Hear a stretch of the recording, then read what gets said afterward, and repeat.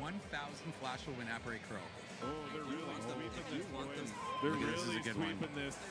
Oh, boy, you can't give up a steal here. Oh, perfect. Okay, nice shot from Caitlin.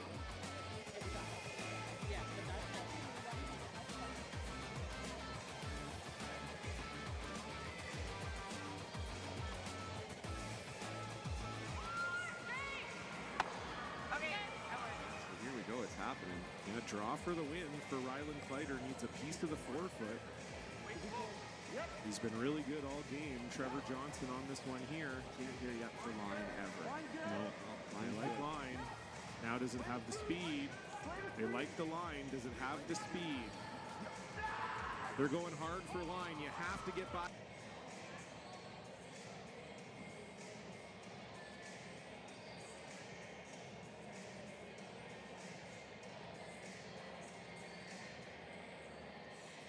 This top yellow, Trevor Johnson leaning on it. He's by it. Now does it stop in time? Has to stop in time. What a shot from Rylan Kleider. We thought it was maybe the hardest option up from the booth, but that's why we're not down there. A long day, a job well done, and the final work call. Where your place?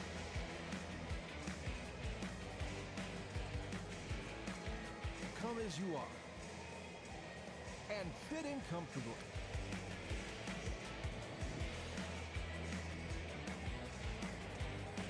Mr. Mice, eat locally, enjoy casual. Stood at the pinnacle of curling and battled in the most intense games. Out on the ice, there's no room for compromise. And when the pressure's on, every millimeter counts. It's not just a game. It's about maximizing performance, pushing limits, seizing victory. When victory hangs in the balance, I know what I'm relying on. it's a gold line. It's a gold line. It's a gold line. And it's the choice of champions.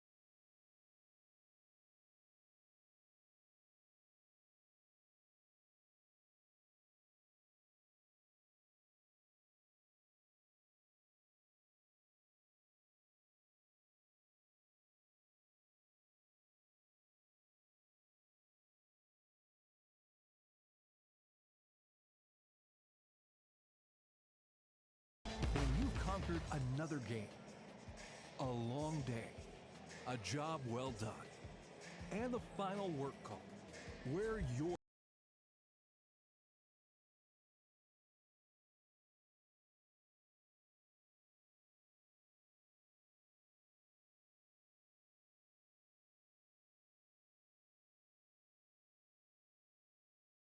Mr. Mice, eat locally, enjoy casual.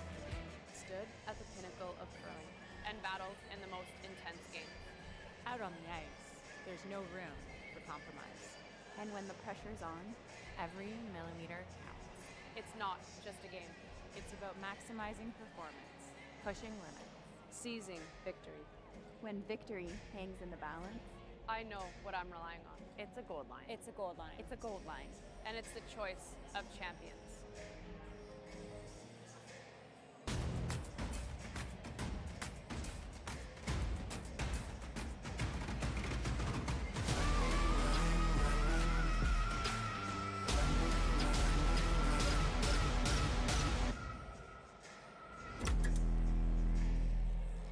When it comes to the game we love, having the right gear makes all the difference. Gold Line's new curling shoes and brooms are a game changer.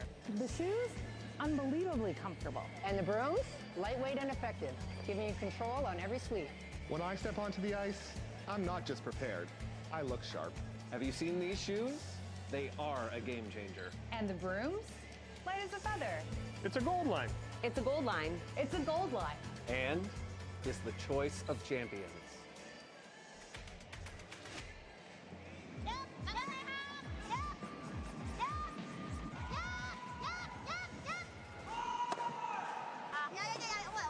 It has happened where people just haven't noticed, and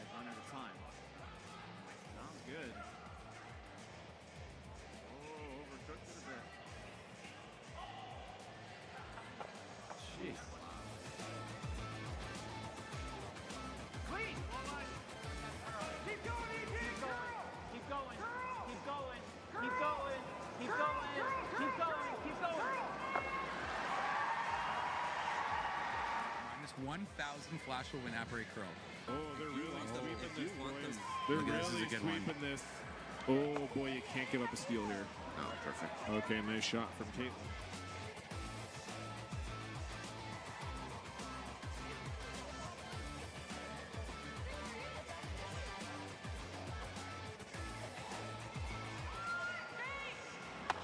So here we go. It's happening. A draw for the win for Ryland Kleider. Needs a piece of the forefoot. He's been really good all game. Trevor Johnson on this one here. Can't hear yet for line ever. No, they Line's like good. line. Now does it have the speed? They like the line. Does it have the speed? They're going hard for line. You have to get by this top yellow. Trevor Johnson leaning on it. He's by it. Now does it stop in time? Has to stop in time. What a shot from Ryland Kleider. We thought it was maybe the hardest option up from the booth, but that's why we're not down there. A long day, a job well done, and the final work call. Where your place.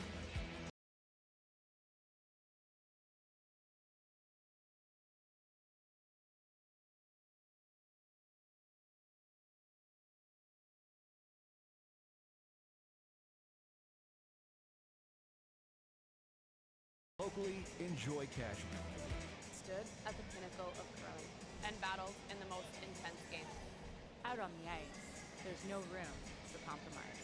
And when the pressure's on, every millimeter counts. It's not just a game. It's about maximizing performance, pushing limits, seizing victory. When victory hangs in the balance, I know what I'm relying on. it's a gold line. It's a gold line. It's a gold line. And it's the choice of champions.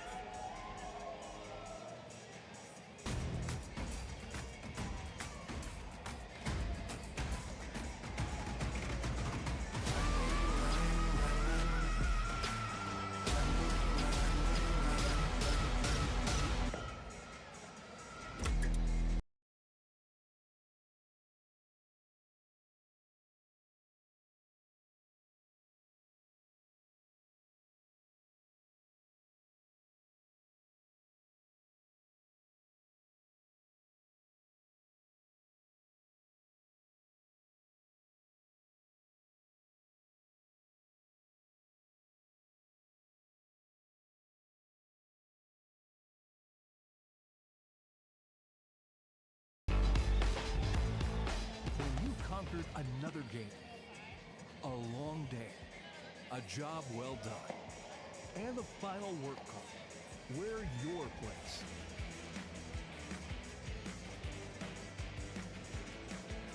Come as you are and fit in comfortably.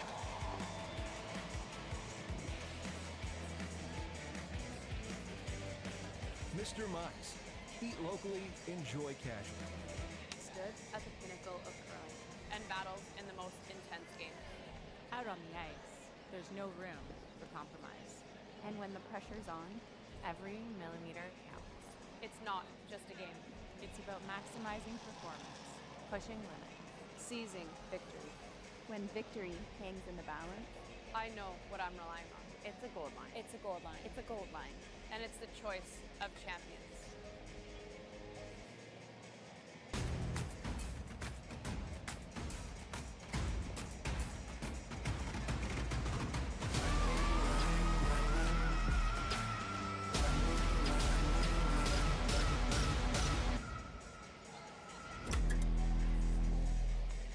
When it comes to the game we love, having the right gear makes all the difference. Gold Line's new curling shoes and brooms are a game changer.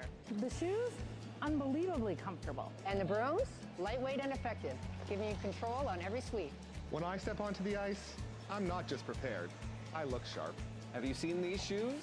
They are a game changer. And the brooms? Light as a feather. It's a gold line. It's a gold line. It's a gold line. And is the choice of champions.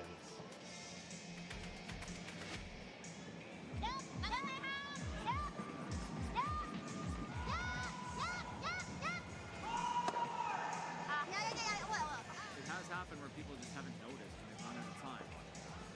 Sounds good. Oh, overshoot just a bit. Gee.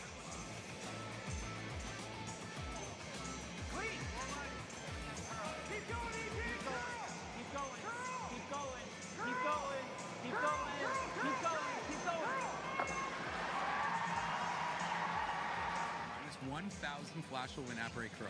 Oh, they're really sweeping this, boys. They're Look at this, really this is a good one. sweeping this. Oh, boy, you can't give up a steal here. Oh, perfect. Okay, nice shot from Caitlin.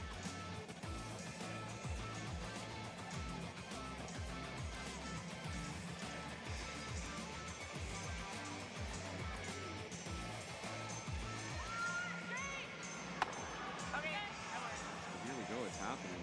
Yeah, draw for the win for Rylan Kleider. Needs a piece of the forefoot. He's been really good all game. Trevor Johnson on this one here. Can't hear yet for line ever. No, they like line. Now does it have the speed? They like the line. Does it have the speed? They're going hard for line. You have to get by this top yellow. Trevor Johnson leaning on it. He's by it. Now does it stop in time? Has to stop in time. What a shot from Rylan Kleider. We thought it was maybe the hardest option up from the booth, but that's why we're not down there. A long day, a job well done, and the final work call. Wear your place.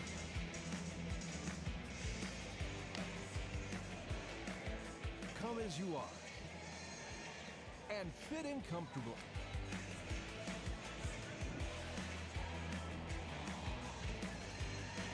Mr. Mice, eat locally, enjoy casual. Stood at the pinnacle of growth and battled in the most intense games. Out on the ice, there's no room for compromise. And when the pressure's on, every millimeter counts. It's not just a game. It's about maximizing performance, pushing limits, seizing victory. When victory hangs in the balance, I know what I'm relying on. it's a gold line. It's a gold line. It's a gold line. And it's the choice of champions.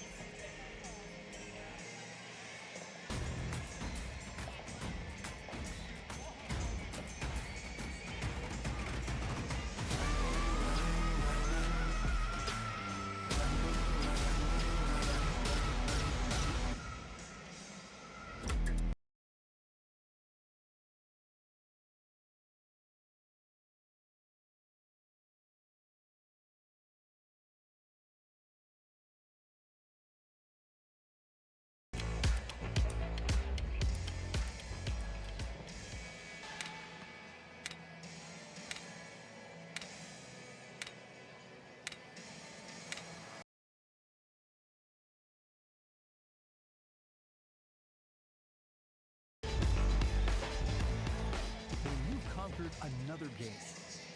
A long day, a job well done, and the final work call. Wear your place.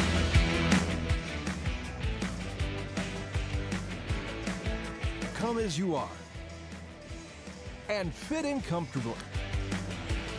Here, can't hear yet for line ever. No, they Line's like good. line. Now does it have the speed? They like the line. Does it have the speed? They're going hard for line. You have to get by this top yellow. Trevor Johnson leaning on it. He's by it. Now does it stop in time? Has to stop in time. What a shot from Rylan Kleider. We thought it was maybe the hardest option up from the booth, but that's why we're not down there. A long day, a job well done, and the final work call. Wear your place.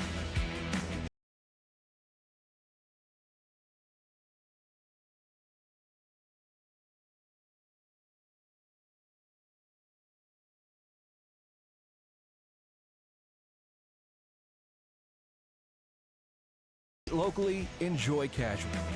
Stood at the pinnacle of curling and battled in the most intense games. Out on the ice, there's no room for compromise. And when the pressure's on, every millimeter counts. It's not just a game. It's about maximizing performance, pushing limits, Seizing victory. when victory hangs in the balance. I know what I'm relying on. It's a gold line. It's a gold line. It's a gold line. And it's the choice of champions.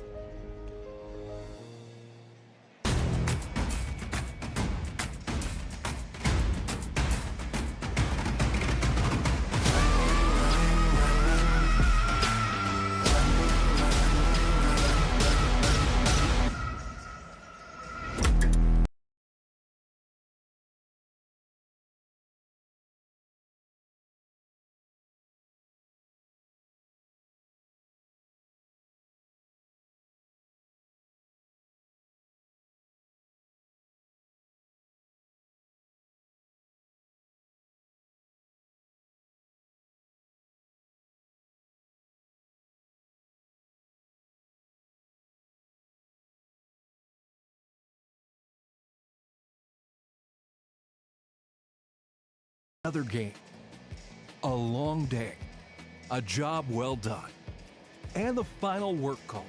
We're your place.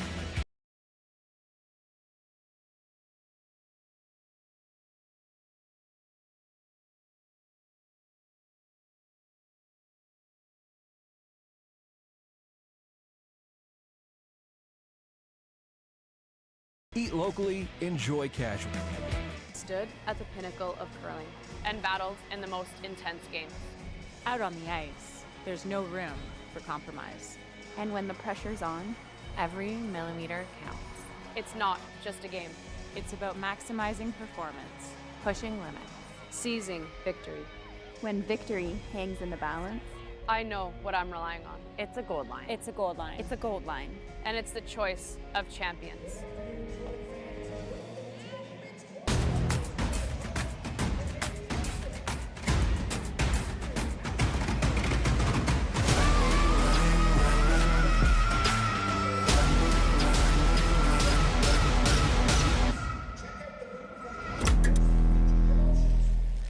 When it comes to the game we love, having the right gear makes all the difference. Gold Line's new curling shoes and brooms are a game changer. The shoes, unbelievably comfortable. And the brooms, lightweight and effective, giving you control on every sweep. When I step onto the ice, I'm not just prepared. I look sharp. Have you seen these shoes? They are a game changer. And the brooms? Light as a feather. It's a gold line. It's a gold line. It's a gold line. And is the choice of champions.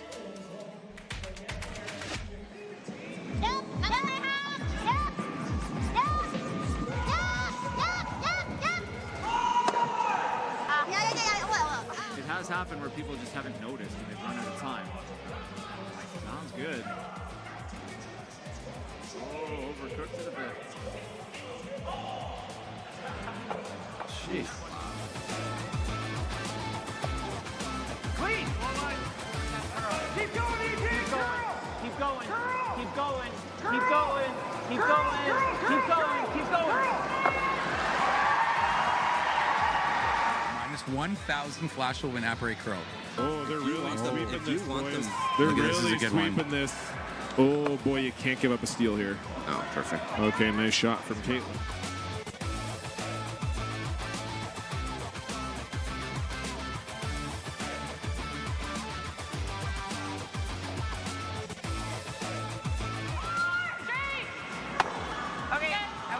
But here we go, it's happening. Yeah, draw for the win for Rylan Kleider. Needs a piece of the forefoot.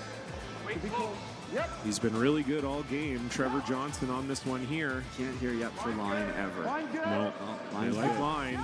Now does it have the speed? They like the line. Does it have the speed?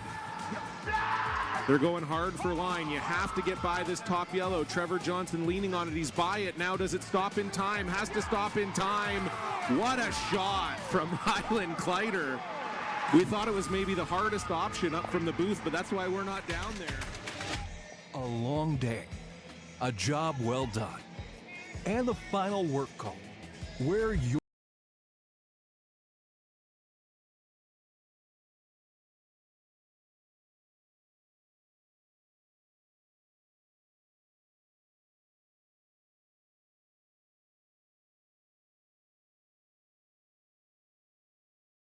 locally, enjoy casual. Stood at the pinnacle of curling and battled in the most intense games. Out on the ice, there's no room for compromise. And when the pressure's on, every millimeter counts. It's not just a game. It's about maximizing performance, pushing limits. Seizing victory. When victory hangs in the balance, I know what I'm relying on. it's a gold line. It's a gold line. It's a gold line. And it's the choice of champions.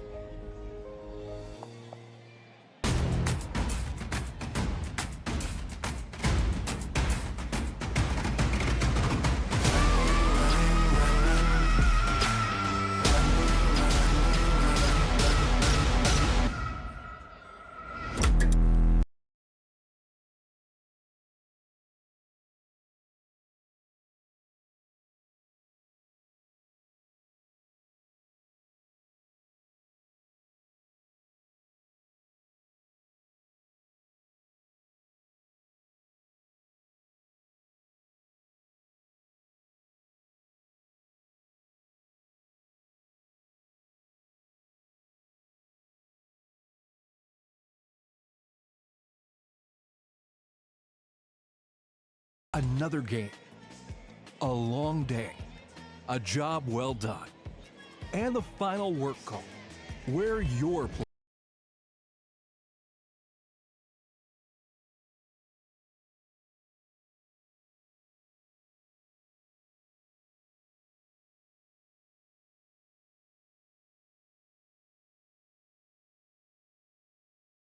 eat locally, enjoy casual. Stood at the pinnacle of curling and battled in the most intense games. Out on the ice, there's no room for compromise. And when the pressure's on, every millimeter counts. It's not just a game. It's about maximizing performance, pushing limits, Seizing victory. when victory hangs in the balance. I know what I'm relying on. It's a gold line. It's a gold line. It's a gold line. And it's the choice of champions.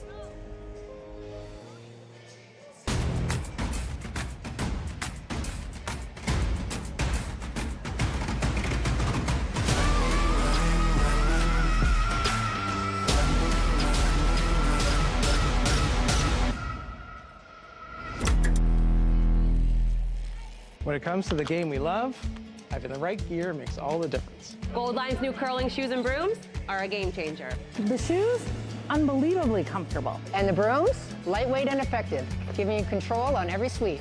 When I step onto the ice, I'm not just prepared, I look sharp. Have you seen these shoes? They are a game changer. And the brooms? Light as a feather. It's a gold line.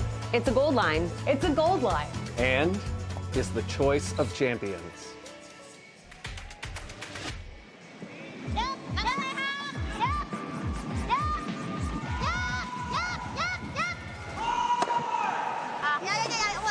It has happened where people just haven't noticed when they've run out of time. Sounds good. Oh, overcooked it a bit. Jeez. Clean. Keep going, ET. Keep going. Keep going. Keep going. Keep going. Keep going. Keep going. Minus 1,000 flash will win apparet curl. Oh, they're really.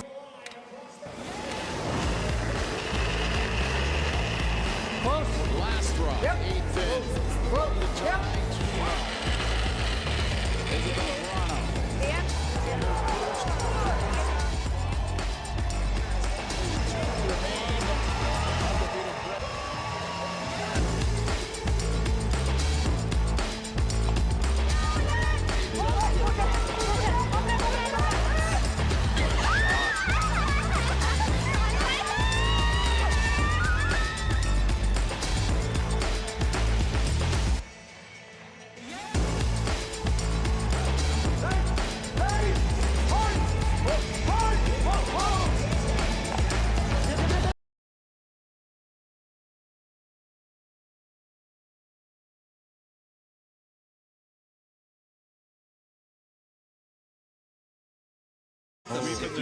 Hello, curling fans, and welcome back to Home Team Live's continuing coverage of the Co-op Canadian Open, the second stop on the Grand Slam of Curling calendar, live from the Silent Ice Center here in Nisku, Alberta.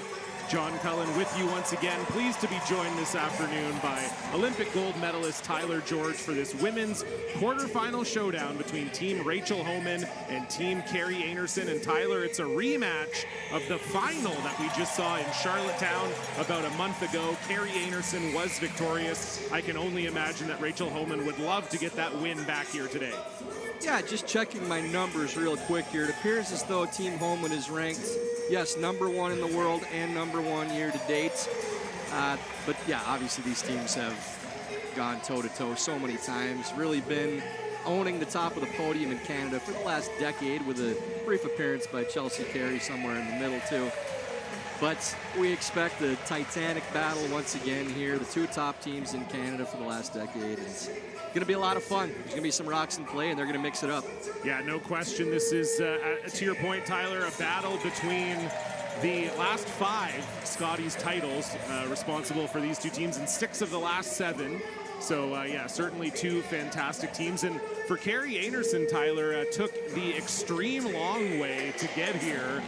There was definitely a time yesterday where they thought they may not even be in the playoff picture. They had the worst draw score for any of the women, needed the men's draw to break the right way to even get a tiebreaker this morning against Selena Sturmey. They got that last night with Team Craik losing, Team Cooey losing. All the men's teams that could have gone 2-2 didn't.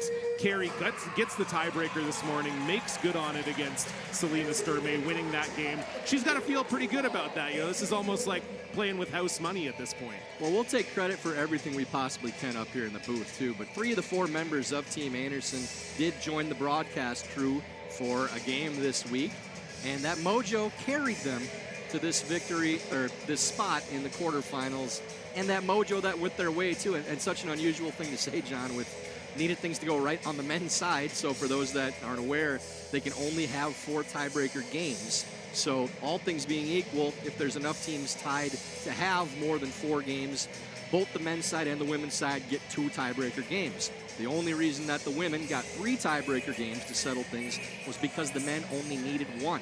And that's what got Team Einarson into that final tiebreaker game. They took advantage by getting the victory this morning over the sponsor exemption team, Team Sturmey, that had a great run this week as well. They should be proud of their effort.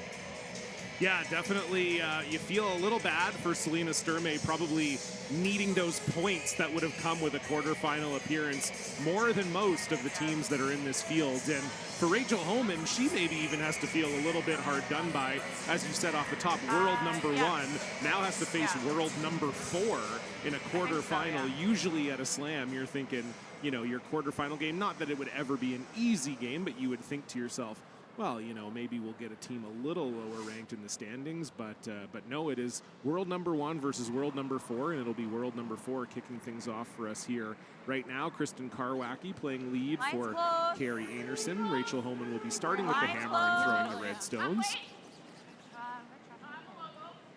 And even just in the house, standing next to each other, you've got 8 Scotties championships between Rachel and Carrie, so don't need to say a whole lot else about resumes when it comes to that, but always a fun one when these two lock it up. And I'm sure it's not the last time we'll see that this season either. Yeah, no question. They, as we said, we saw them play in the Tour Challenge final. Rachel Homan was in control of that game, then had a big miss in the 6th end. Carrie Einarson took advantage and won that.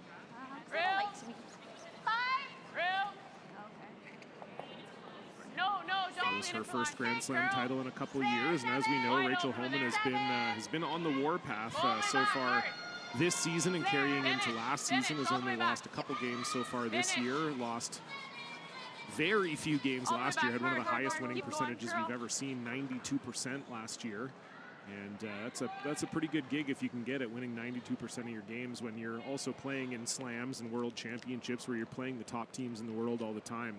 Truly impressive. And slam success, nothing new for both of these teams as well between Rachel and Carrie. If you count them up, there's 21 slam titles. So you could go on forever about the resumes, but we actually want to call the game, and we wouldn't have time for it if we kept running through them. Yeah, there's no question about that. So the rock comes a little bit deep for Sarah Wilkes. Kristen Karwacki trying to follow it. This looks a little heavy. Joanne Courtney trying valiantly to bring it over, but that will just tick off, and that's an early mistake from Kristen there. And John, we've seen pretty consistently throughout the week, and I think even more on this sheet than the rest, that 2 or 3 rocks down the same path early in a game, and it speeds up considerably. So the deep miss there from Karwacki, maybe not a big surprise. We just saw that the morning tiebreaker game we called for the men was on this sheet as well, and that miss happened multiple times in the men's game, where it was the first 2-3 times you play down a track, and the third, or even sometimes the second shot, ended up being deep. Yeah, and I know talking to some of the curlers this week, and actually Rachel specifically, they had been talking about the rocks on sheet A, that this is proven to be a tough set, I think, for both sides, both yellow and red. I think yellow's had a little more success on this sheet than red has had, but yeah, play out for the game this morning too, as red took the victory once again. But if we lock it here, then it's fine. Yeah, so we'll see what happens, but again, I do know it's been a little tricky to exactly figure out. I still want to roll We'll see to if a the corner. teams can manage it here.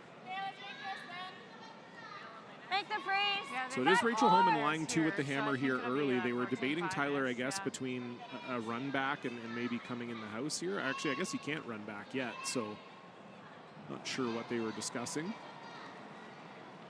And maybe just which turn, if they're playing to the freeze or if they're playing just to the clean draw. A couple different options. And still early in the end. But yeah, John, if this is one, you see this curling really hard and trying to get by for super sub Joanne Courtney. That's going to wreck as well. Maybe first time for that track in particular.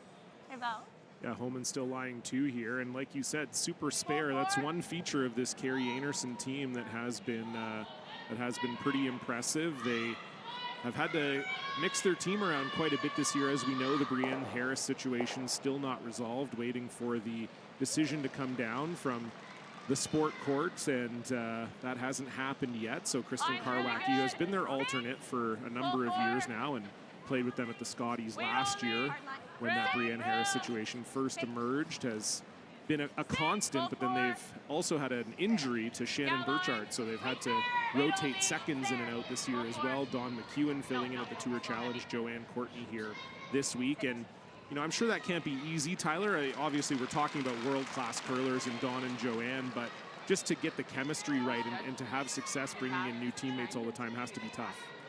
Yeah, talk about it not being easy for us up here in the broadcast booth when we're trying to list all the accomplishments. Now you're adding on a Dawn McEwen or a Joanne Courtney. Now we just got to keep, we don't have enough fingers or toes. Really nice draw there, too, to the button. So Joanne was trying to catch more than one red there, run it back into the pile, but just gets the top one. Yeah, and to your point, John, the chemistry stuff really matters, as our sport is so much about communication in very short periods of time and knowing the tendencies of your teammates. So when you bring a new player in, regardless of their skill level, and nobody's questioning the resume of a Super Dawn McEwen or a Joanne Courtney, you still have to work out those small things with what you know you're going to get from a particular throw from a player, what puts them in the best position to succeed. And obviously Dawn and Joanne are going to try to adjust the best they can to the team they come into, but it goes both ways. So the little things in games like that, when you're playing against the #1 ranked team in the world here for Rachel Homan, the continuity that they've had over the last few years and how consistent they've been with keeping all 4 players out there, it can come into play, those little small things in the big moments. But if you're going to try to adjust as fast as possible, get a couple Hall of Famers out there. Yeah, that exactly. doesn't hurt. It's always a good way to do it. So, yeah, nice draw there from Emma Miskew, and Team Homan once again lying 3. The double here will be available for Val Sweeting.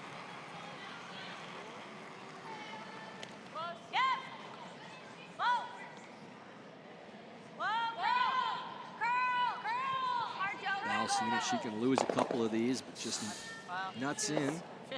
I have to say, too, how much we enjoyed having Val, Joanne, and Carrie up here in the booth at different points during the week. All very knowledgeable players and brought a lot to the table. Some different opinions as well, too. Even within teams, and John's been really interesting having different players throughout the week that feel differently about how you approach 5-rock, 3-guard zone rule, things like that. And even within that squad with different players from the same team had different opinions on how to approach certain shots. So it's a lot of fun for us that we get to mix things up and do this with the best players in the world, too. Yeah, no question. Tracy Fleury looking to draw the open side here to lie 3. And Tyler, I'm sure you know that. Like you've talked about on the broadcast quite a bit. You skipped most of your career and then ended up playing 3rd for John Schuster when you had your most success. And I'm sure you and John, both being lifelong skips, had a lot of those type of conversations. And I'm sure it's the same with Carrie and Val. Val skipped for a long time, as we know. And I'm sure when that's the case and you've been able to think the game from the tee head for a long time, you do probably have slightly different thoughts about how the game should be played. Great placement here from Team Homan, spreading these rocks out in control first with hammer. But yeah, John, I was actually surprised when John and I first got together how quickly we meshed and our approach to how to put together ends, offensively especially, but also defensively. Rarely did we disagree right out of the gates. So getting to know each other on the ice and how to work with each other, extremely important. But when that chemistry works early, makes such a huge difference.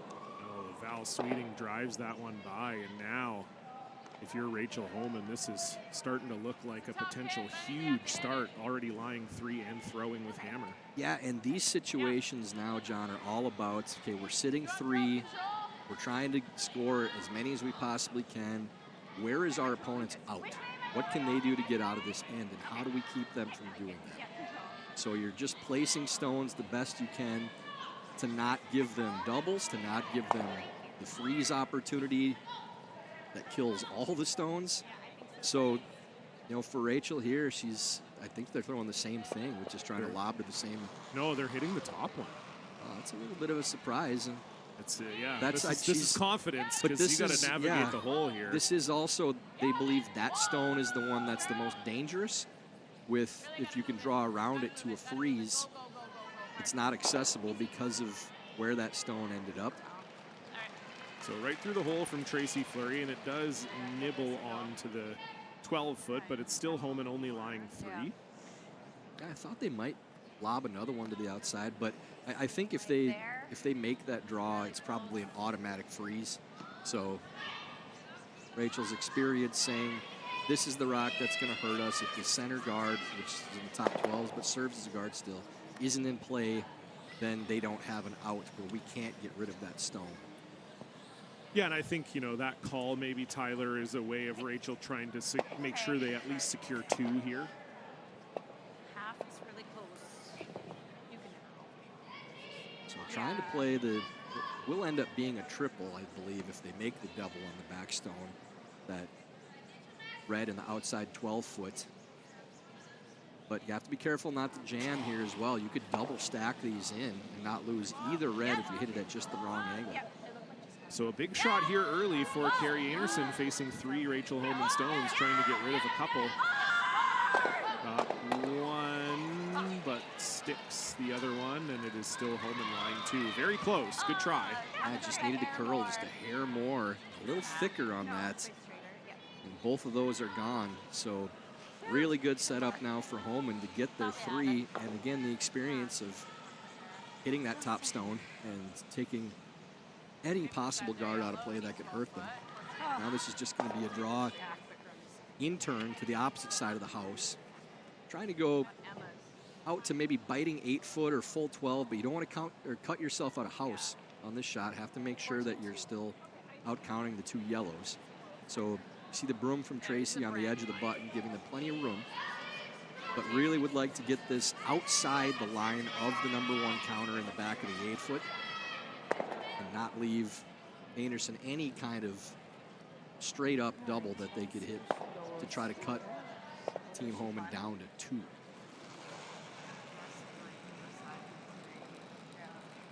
First rock for Rachel Homan here in the first. Line's good. Make sure we're there. Curling, stay down. Make sure. Stay down. It's Well, that looked like a pick, maybe. It really just takes a pretty hard turn going to the outside around the center line there. Should be just fine. Yeah, got to make sure your 3rd shot here, and that's well managed by Wilkes and Niskew. Great shot.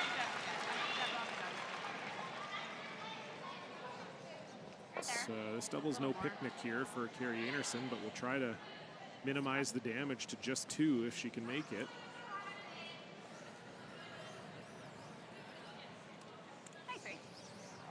Yeah, and not an easy double, obviously, with going this far out in wings and maybe a little frosty, so probably won't come into play too much. Carrie's going to throw this one very hard. There's no result that helps you other than making the double. Yeah. Okay. Just outside. It's a good shot outside. Okay.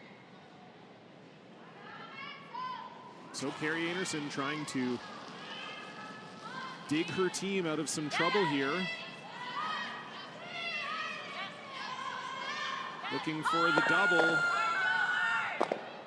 And just misses it. And so it'll be an open draw to the 8-foot for Rachel Homan to start this game with a 3. I think just pretty much threw it right there. Sweepers went around it early, and you're a half inch from making that double. For Rachel, obviously, great starts and well managed and spreading those rocks out to try to secure the 3. Really difficult thing to do when you have 4 shots left in the end. You're sitting 3, trying to maintain that 3 without any of those counters being behind guards. Yeah, with some nice work from Team Homan, they'll try to cap it off here. Final stone for Rachel. Just needs a piece of the 8-foot for 3.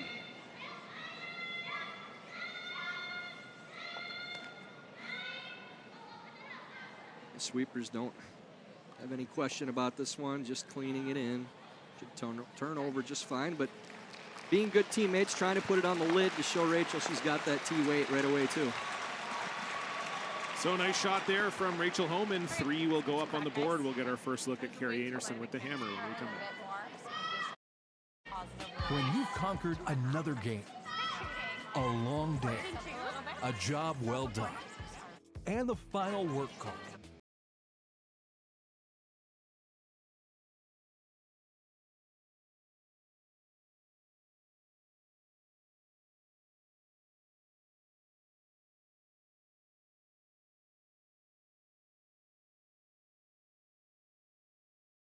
Eat locally, enjoy casually.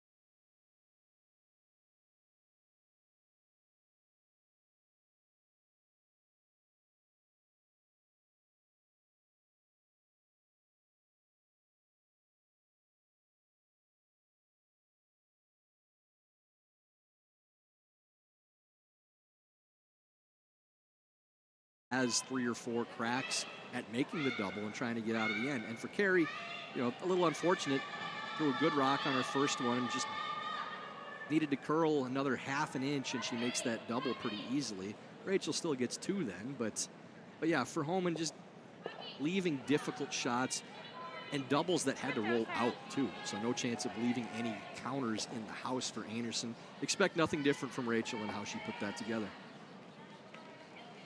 So Sarah Wilkes coming up just a little bit short of the 4-foot. Corner guard going up here for Kristen Karwacki.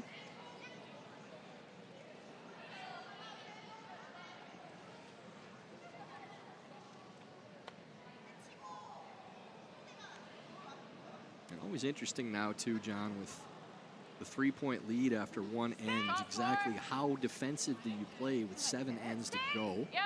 How many times do you go in? Are you okay with throwing another guard up? I think with where that stone is in the top of the 8-foot off the center line, they're definitely throwing another one in. That's not one that you want to guard. So this is turning over and trying to stop back 4, back 8. 4 back button. The slide paths we've really seen fudge when they get into that line too. That looks like that was easy back 4 and still stops on a piece of the button. Yeah, so just a little short on her first, a little long on her last, but not a terrible setup for Team Homan. We're going to see Kristen Karwacki come around the corner guard here. And just a reminder that you can catch all the women's quarterfinals with our full house coverage here on Home Team. You'll have our game in the big box, the other 3 games in the small box. We've got Chelsea Carey facing off against Eunjung Kim, Silvana Tiranzoni against Stefania Constantini, and Sung-Yun Ha against Satsuki Fujisawa. And all of those games are also available individually as well on Home Team Live. So check them all out. Get your Saturday going crazy. Come around draw there from Whacker, Kristen Karwacki. Her nickname, not one I chose. It's one given. Who gave her that one? Whacker? I don't know. She told us at House of Hearts, our charity event, that that's the nickname that she used. Whacker. So, Okay, I like that. Yep. That's nice. And doesn't bury completely, so pretty easy call for Rachel to chase this stone, but this is really curling hard from. Yeah, you got to get it by this corner guard. Nice sweep there from Sarah Wilkes. Do they get a roll? They do. So nice touch there from Emma Miskew and Rachel Homan. Familiar tone so far, lying 3. I feel like I've said that a few times already here today. At least twice. Yeah. They scored 3 in the first, so they had to be laying 3 at some point.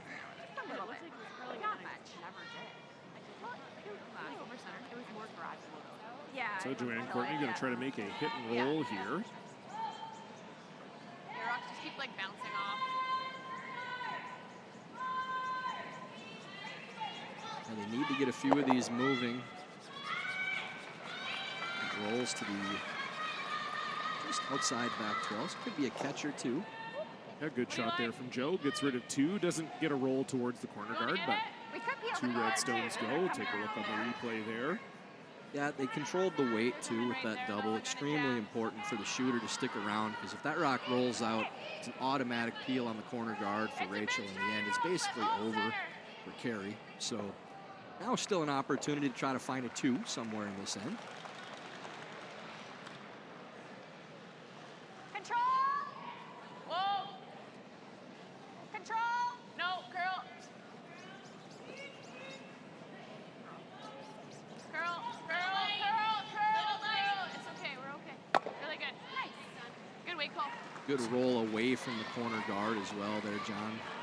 Little things from Team Homan, not leaving the shooter on the same side of the sheet as the corner so that they could use that for either a tap and roll or a hit and roll. You a little surprised that Carrie's ignoring these 2 reds in the house here, Tyler? Not at all, no. You need to get something under that corner guard almost assuredly in order to score more than 1. And you might not even be third count, or second count, I should say, if you bury this, and it's on the guard anyways, looks like. But that was the key with Rachel and playing that shot, sticking around. You know, biting 8 is the space they could throw it to underneath the corner guard, where the shot is very small. They probably have to show a piece. But yeah, that one over curls a little for Joe. Bumps the guard over. Just asking for the single peel here is Rachel Homan of Tracy Fleury.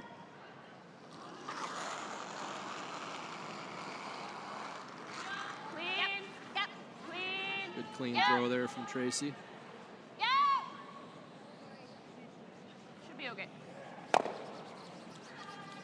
And peel made. Yeah, no panic there from Rachel. It's a little thick, but good enough to roll off. But I gave her edge on edge. Now switching gears here for Carrie, looking to freeze on the rock on the back of the button, and this accomplishes a couple things. If you make it and you get a half miss, you may have a counter in the house. But if it's good enough that Rachel has to throw peel to get it out, when the shooter goes out too, you can bring blank back into play. Sweepers on this early. Go around the other one. Yep. So this must be really curling. They're already calling an audible to try and go around the top one in the 8 foot. Yeah, I think it's going to be right in between the 2. Yep. It was actually really close for the freeze weight, Tyler, but just over curling. Yeah, and that's a miss we've seen fairly consistently on this sheet, where the draw to the button path, if you get inside of it just a little bit, really turns over and crosses the center line. We saw Matt Dunstone do that in the previous game, throwing a draw to the 8 foot for a single point, and left it in the top 12s, and the rock crossed the center line before it got to the 8 foot. So it's a touchy path, really both turns, more so coming off of the wall side, but that is a miss that we've seen quite a few times now. Way too strong. That's really nice from Tracy Fleury. They called sweep quickly, but Sarah Wilkes holding it there, and once again, Rachel Homan line 3, this time without hammer. They really look sharp early in this game. You like that? And the small mistakes get magnified when you play against a team of this magnitude. I don't see the double and roll because it's a nose. So then do this then. Well, yeah, and I know Tyler, you and I have talked about this before. Sometimes when you play a tiebreaker in the morning, it's actually an advantage. It can tire you out over the course of a day, but you know, coming right off of being on the ice and you know, the adrenaline's still going, you're feeling good, as opposed to a team that's a little cold. Sometimes you see the team that played the tiebreaker start a little hotter than the other team, but Rachel Homan has just been absolutely dialed in. It doesn't seem like it mattered too much that they didn't play this morning. No, they're not shaking any rust off at all. Playing near flawless so far. And for Carey, really need to make something happen early in this game. If you get down by more than 3, I mean 3 down to Rachel is already a tall task in itself. Got to get something going here. That's good. Good throw. Pretty good shot from Val there. Maybe a chance to get something going, but you're still going to need a miss somewhere along the line from Rachel. You can get it like off your. I'm just wondering if Yeah, nice shot from Val. We see on the replay there. Perfect tap back to create this little red pocket Depends here. how much I hit of it. It's only third shot. Would you ever see Rachel guard here? Try and hit this thick or go right by. Yeah, I think Rachel's playing scoreboard. It's a tough double. She's not real concerned. The only conversation here for Rachel is, or no? If I can touch it thick, where do we want to hit this to lose it? We just can't touch our 3, otherwise they might. Yeah, if you hit a decent chunk of the #1 counter playing this, both the reds in the back of the 4s may go out, and that does bring blank back into play. So Rachel really wants there to still be 2 red rocks left in the house after she throws this. Stay away from allowing Carey to blank. So they were talking about, are we just trying to pick it clear, or are we trying to run it to our own? If they hit about thick half, it should just lose one of the reds and shooter goes out. So I think that's Rachel's plan here. Oh, pick's fine. You heard pick is fine too. So we've gotten used to Rachel Homan throwing the big weight very accurately over the years. We'll see if she can do another one here, although Emma Miskew trying to make this one curl and just ends up being a straight pick. So nice shot there from Rachel, who makes her home in nearby Beaumont. This is effectively a hometown slam for her, and the crowd has been very behind her all week long here, Tyler. I never know who lives where in the curling world anymore with all the flopping around for Just get it right to that teams and other one. Just nudge it a residency, bit. things like that. But yeah, it's nice for Rachel to be close to home playing here. 14-1? That last shot, they would have preferred to clip one of those 2 stones, as now Carey does have the opportunity to tap that #1 counter back just Okay, but you half a gotta move foot, it, like create a foot pocket, to which create make it a really wall. difficult So, to remove. 14-3. Okay. Yeah, crucial shot here for Carey Einarson. Has been chasing the game for the better part of 2 ends here, but this is actually a chance to get 2 set up. It's her first stone.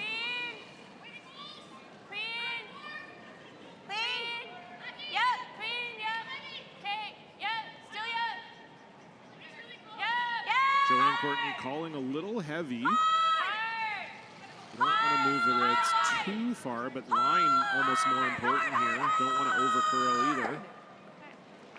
That's not ideal, I don't think, Tyler. Yeah, they needed to hit that thicker. They were trying to hold the line because it crossed without enough weight to create a pocket.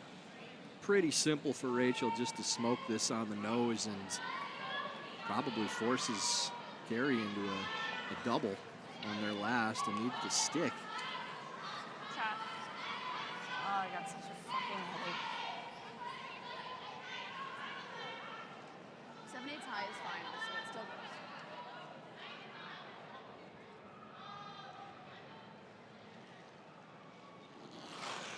Last rock for Rachel Homan. No, curl. Rachel really wants the shooter to stay right there if they can. Just rolled the side of the 4-foot. So main goal accomplished, but it's a little easier score for Einarson with that rock not staying in the top of the 4-foot. Yeah, I think you're right, Tyler. She hits that one right on the beak, and it's going to force Carey into probably throwing a double. And that's a tougher shot than this, but this is still not a huge scoring area here. Does need a piece of the button here to score 1 and facing 3. Okay, same weight's good.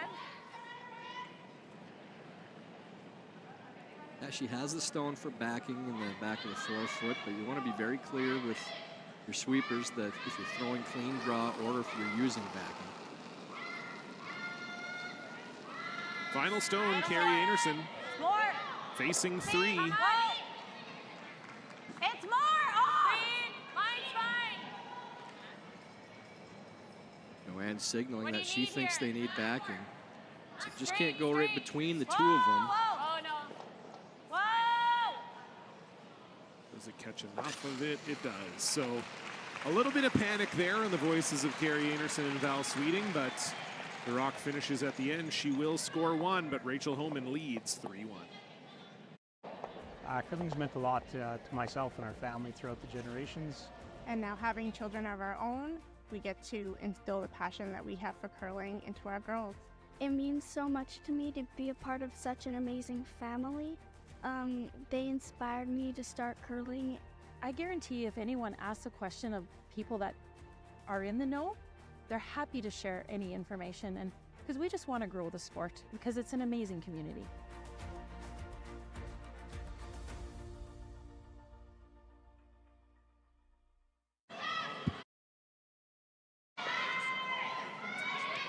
Regular.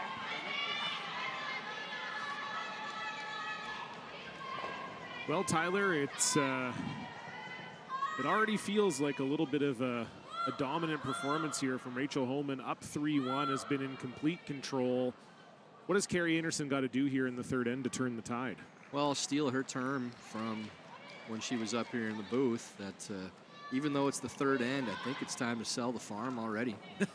Go all out for the steal. Just because of your opponent, John, Rachel's not going to give you a lot of margin for error no matter what. Trailing by 2 without hammer in the third end of the game, I mean, you really can't continue to let them run the game out. I mean, Rachel's obviously trying to get a cheap 2 if they can, but their number 1 goal is going to be to stay away from the steal. So for Carrie, that one goes into the ring, so that's going to make it more difficult. Yeah, that doesn't help. Yeah, so maybe you're not quite selling the farm on this end because you won't have 2 centers, but it's definitely an earlier point in the game that you make that decision based on who you're facing off with. And almost any other team in the world, maybe I'd put Tirinzoni up there as well for this field, that you still feel like you have the talent to make the rally in this game. But when you're matched up against the number 1 ranked team in the world and they're playing as well as they are, you probably can't waste any time, and you really have to push and try to get your steal early on here. But now again, yeah, with that first rock going to the 12-foot, you're trying to get another one up, but you can't really go all out with just the 1 guard up there to try to get your steal. Line's perfect. Yeah, we don't see the whacker miss too much, but unfortunately that did slide into the rings, and so Line's great. it's a good time to be Rachel Homan right now. We'll see how the rest of this end plays out, as she looks like she's heavy again here. Tyler, will that stop? That looks to be on the paint as well, so easy decision for Rachel, just a matter of where they hit it. They don't want to leave a center guard, obviously. So I think that's probably correct.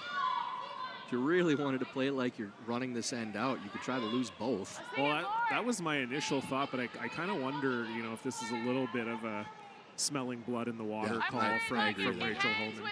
I think Rachel was thinking that exact thing, looking at that, saying we could lose both of these and just go on to the next end, which up 3-1 with would be a great result, but there's no danger anywhere here, John, and because they do smell blood a little bit, you get the chance to go 0 or 2 by rolling in. You're not really taking any risk on playing this shot. Hard, go, go, go. Hard, you're really close, hard. They get the spin? Really good. Not quite, but it does sit for a corner guard. Yeah, and again, I mean, there really isn't a scenario that can play out the rest of this end if Rachel's team makes simple shots that they're going to be in any trouble.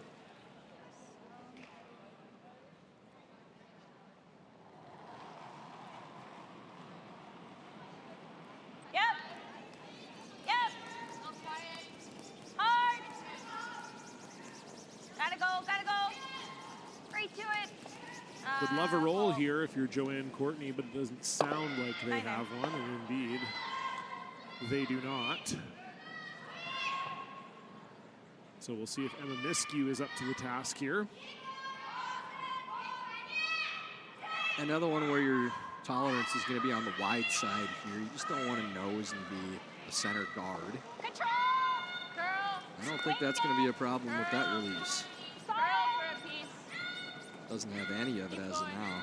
Yeah, Rachel's saying hard for a piece here. Tracy Fleury trying to bring it over, and unfortunately for Emma, I think like you said, Tyler, just a little bit of a plug there when she let it go, and maybe a sign of life here for Carrie Einarson. Yeah, you could see that rock going backwards on the release. Just a little pop from Emma. Okay, but even your first one, like, it's See that sometimes, John, when you're coasting a little bit and there's not a lot of rocks in play, simple shot, and then all of a sudden you lose focus just for a second. And that one goes right by. So it's still not dangerous, but this allows Carrie to throw a guard up above the biter and essentially have two center guards, which is what they were trying to get at the start of the end. Yep. So there is a steal back in play that we did not expect to see based on how this started out. And said they just needed to make simple shots in order to not get in danger, and missed a simple shot. So here we are. So Rachel's initial lean was to try to come around this center guard and hit what you could see of that yellow in the house, but I think cooler heads prevailing here. They're going to just peel the top one.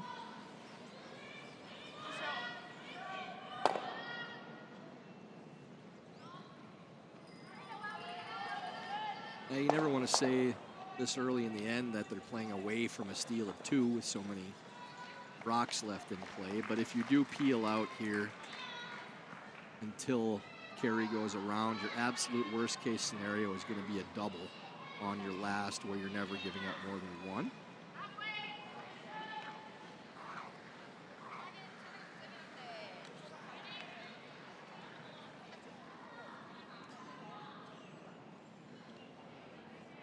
No. Oh. So coasting a little bit deeper than they'd like, and this will be a pretty good crack at clearing both yellows. Yeah, just a little unfortunate for Val there, and I think, you know, Tyler, as a third, you don't throw that shot too often to sort of just over guard. And it can be, that's a tough adjustment. It's not an easy shot, especially when the ice is as quick as it is here at the Co-op Canadian Open. That's the only shot you throw that's is completely out of play until the last second, if you make it correctly. Curl. And unfortunately, just settling for one there. Tracy Fleury, heard Rachel say, maybe got it going a little bit, so maybe a small pop as well. A couple small mistakes here from Team Homan now. Maybe giving Carrie some life. Try to slow down. Line's good. The hill that you have to climb doesn't seem quite as steep when you see a few mistakes too. Running okay. Line's great. Line's good. Easy, Joe. Easy. You're right on the curl, yep, though. Finish a bit. Yep. Yep. Whoa. Whoa. Whoa. Good. That one is Yeah. well executed, a little higher up, so just a straight peel here With the from intern. Yeah. Okay. Tracy, I believe. In the end, they may be trying to get a piece of that yellow, but got to be very careful not to leave the shooter here on this.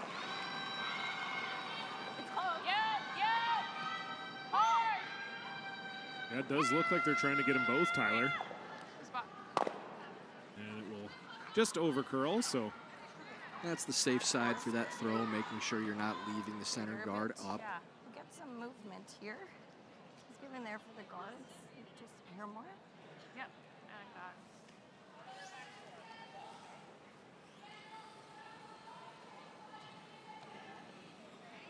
Carrie, knowing that Okay, just Rachel hold likely back, would be back button. going around if she doesn't, is playing the draw now. See if we can bait her a bit. What's that? Okay, I'm a little wider out. Okay. Okay.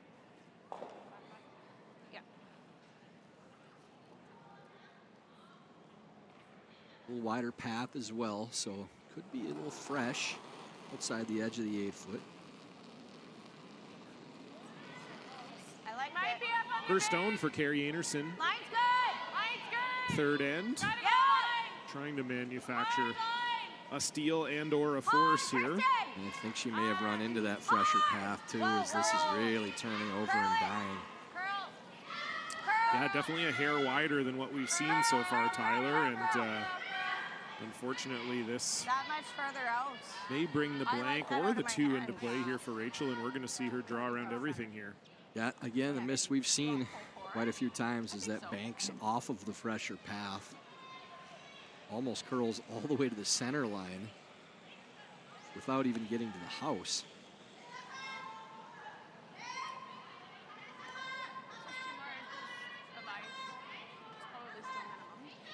I think it's slow out here.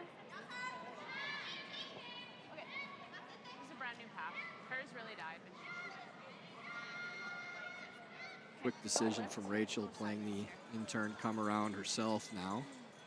Maybe get a cheap 2 out of this if she can throw it to the top 4.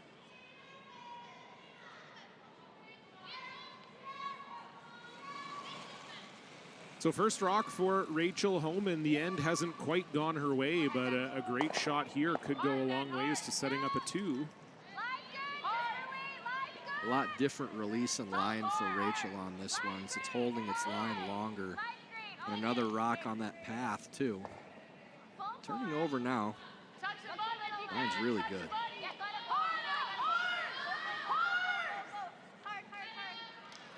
Stops biting top 4, so it does leave a little bit of room for Carrie. Yeah, you heard Rachel say she wanted to touch the button there, Tyler, and it just further to your point about this path earlier, it really did seem like once it started to go, they couldn't drag it any further.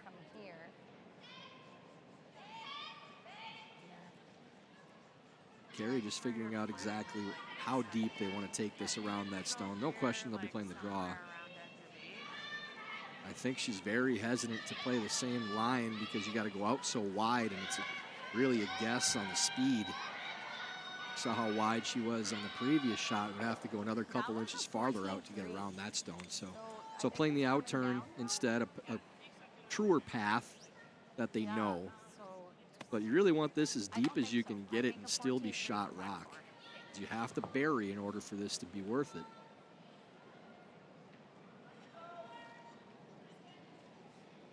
So a big shot here for Carrie Einarson. Giving up 2 here would be a disastrous result.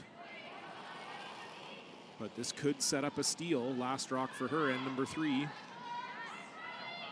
like a lot of weight out of hand, but all depends on the path. Still hasn't started turning. Yeah, we just heard back 8 from Joanne Courtney. Trying to turn now. And we'll see if it curls and dies, but this looks like it is going to slide past that red stone, and indeed it does. So this will be a draw to the 4-foot for 2 for Rachel Homan. Yeah, it's just such a tough adjustment to make too, with those 2 paths that she threw on back-to-back shots running completely different.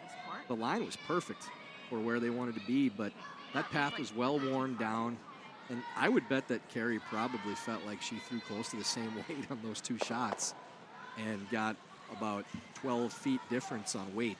I think you're exactly right. It seemed to me anyway that the second shot was a correction for the first shot, and unfortunately in that path didn't need that correction. And so we'll see if Rachel Homan can make the adjustment here. And it came down hard. This rock doesn't After also throwing on the same path Carrie did on her first one and having more success. We'll see if she can find more success here. Draw for 2 and a potential 5-1 lead.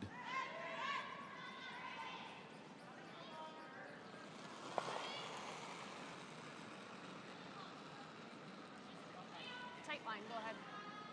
Hey, line. Gotta go line. Gotta go line. Rachel thought the line was tight out of the hand. Emma Miskew on this early. Line's perfect. Tons of room now. Okay, they're saying line's good now. Now it's just a matter of managing the weight. Wilkes and Miskew trying to drag this, and I don't even think they need to. That will settle into the forefoot with no issue, and it is now a 5-1 lead for Rachel Homan. We'll see if Carrie Einarson has an answer when we come back. Nice shooting. 14-5. When you've conquered another game, a long day, a job well done, and the final work.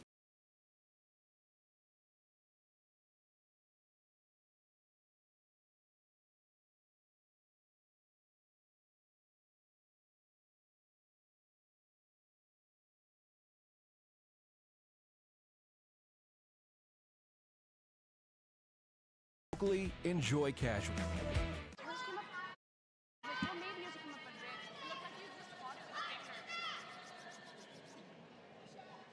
Well, Tyler, gone from bad to worse for Carrie Einarson. We talked a lot in that third end about how they were actually kind of set up well for the force or maybe even the steal.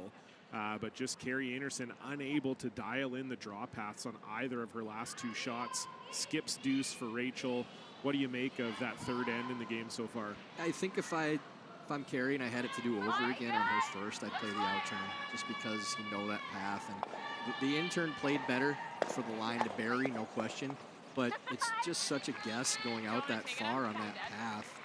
And she probably threw it exactly how she wanted to and didn't even get to the paint. So now you're throwing yourself off for your next one back on the opposite side too.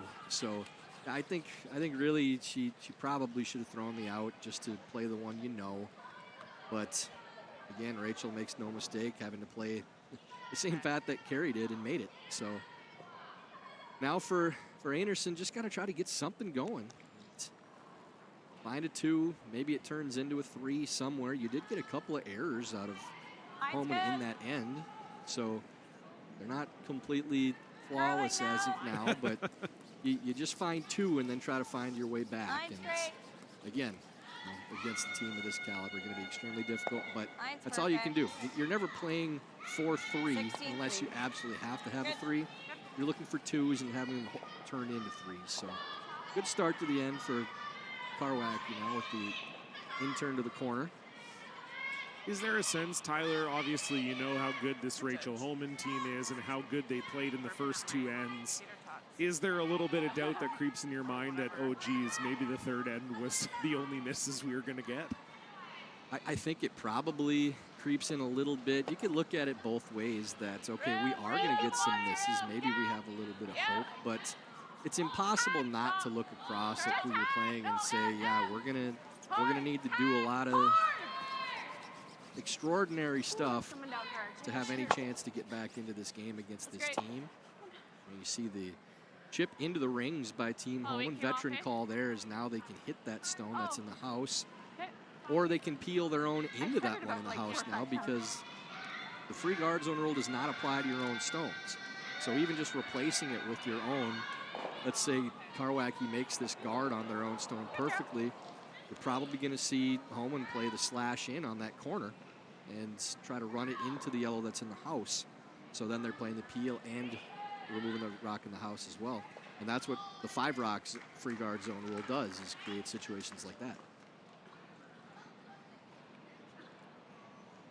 So forced to guard that one that Sarah Wilkes just chipped into the house here, Kristen Karwacki. Gotta stop, it's going sideways. Good.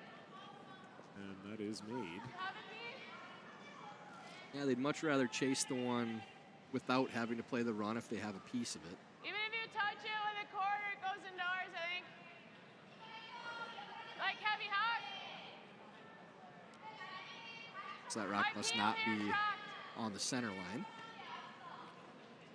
Yeah, no, definitely not. And you heard Rachel say she's not too worried if they chip it, that it likely won't go out of play and will catch on their own corner.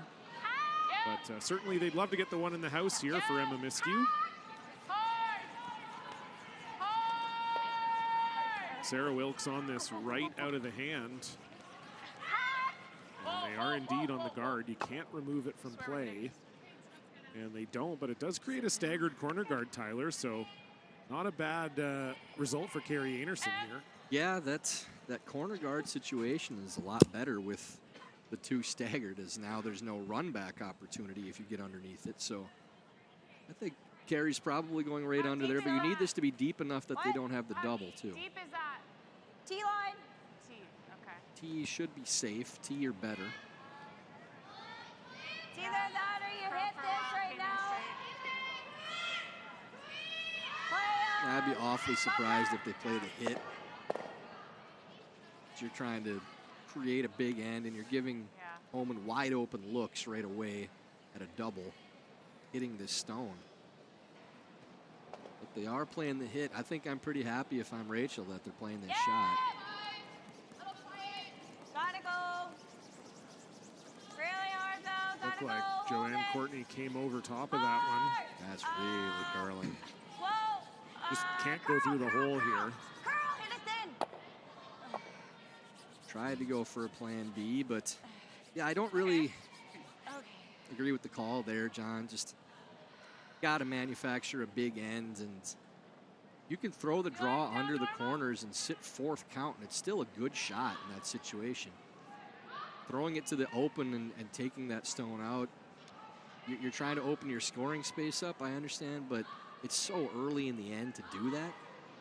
And now you get a free look for Homan, just hitting to sit 2. Wait, clean. Yep. Hard. Down normal. Hard. Gotta go. Hard, Sarah. Hard. Sarah Wilkes on this hard again. Hard. You really gotta go. Do not want to jam this. That's really close to it. Get out of there. Ooh. Okay. So it's the last couple ends, Emma Miskew hasn't been her usual sharp self. That's a few misses creating opportunities for Carrie Einarson here. Okay. You got it. This spot will run nicer for you, too, I think. You got it.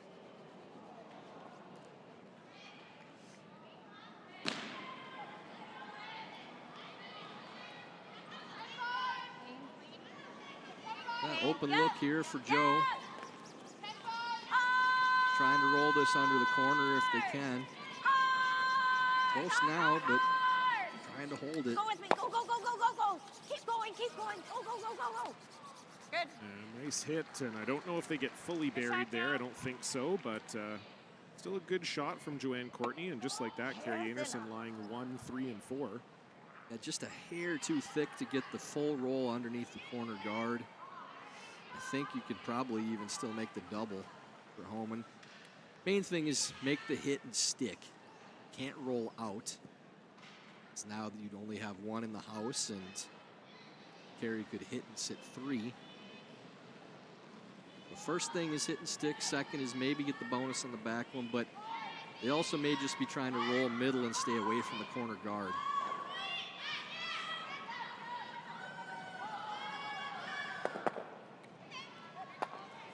Nice shot there from Tracy. Good weight control on that shot, too. Didn't overthrow it because they knew they had to stick around, too. Really well managed. Yeah, very nice touch there from Tracy Fleury. Ooh, that looks like lots.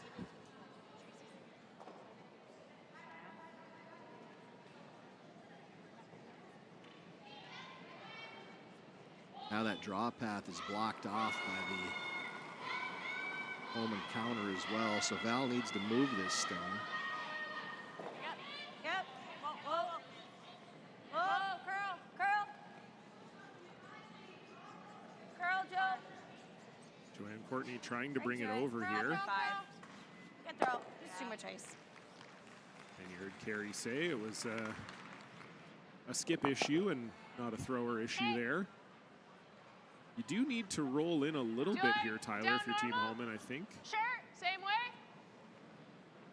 Yeah, I don't think nose would outcount the other yellow stone. Okay, down normal. What way do we throw it? Down normal? But anything that they throw over on the opposite side to play a hit, if you're Einarson, probably leaves a double back for Homan too. Yeah, they definitely want to roll this in a little bit to make sure they're still sitting 2. Yep. Really gotta go. Hard, Sarah. Sarah Wilkes has had a busy end here. She's on this one once again. Gotta go. And that was not what they wanted. That will sit for 3rd shot. Good team. Maybe a chance to set up a little sneaky 3 here for Carrie Einarson. Oh. Think it's gonna go that much? I think we can finish it rather than hold it. Okay. Top 4. I think it'll be So a draw around the corner here for Val Sweeting. Yeah. You heard the discussion about the broom too. Gary wants to make sure they're by. They can always finish, and there's a lot of house to finish on to bury. You just can't over curl on this shot. You could wreck that redstone on the top of the 12-foot and push it in for count again. The only way you get 3 is to make sure you're by on this shot from Val. Always Kristen! Kristen! Line's perfect.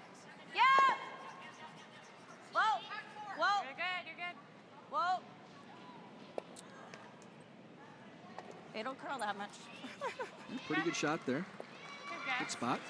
I like it. Yeah, settles in there for shot. I had a 14-2 on that. Yeah, it went deep enough that it buried, but not so deep that there's a big area for Rachel to follow and get shot. If that rock goes another foot or two, there's a pretty big area, tee or better, that Rachel could throw it to, be shot rock, and still have backing with the yellow stone. So I think that's about as good as you could do it if you're Val.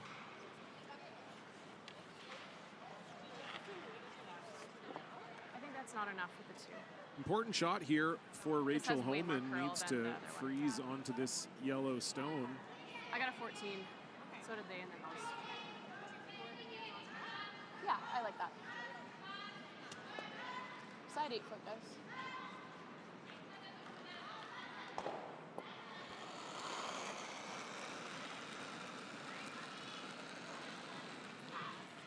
Really light kick. Line's Stay so with it. important on this shot.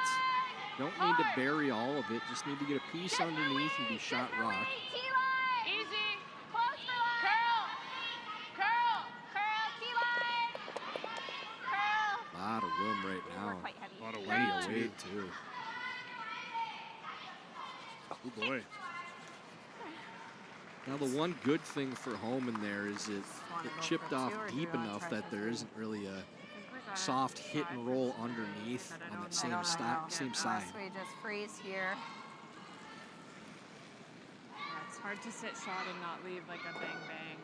I think you'd have to throw like weight and try and. Yeah, I can't move it too Yeah, if far. that rolls even 3 inches still has that less deep, So probably roll away, take our 2. straightforward hit and roll underneath the same line Can't really. for Einarson, which would bring The only 3 other way back to into see play. is if you hit and hang around and then have a double for 2. Oh, well then, yeah, this is probably. Or for the 3, same. I mean. Oh. Like Yeah. if you hit and rolled to middle.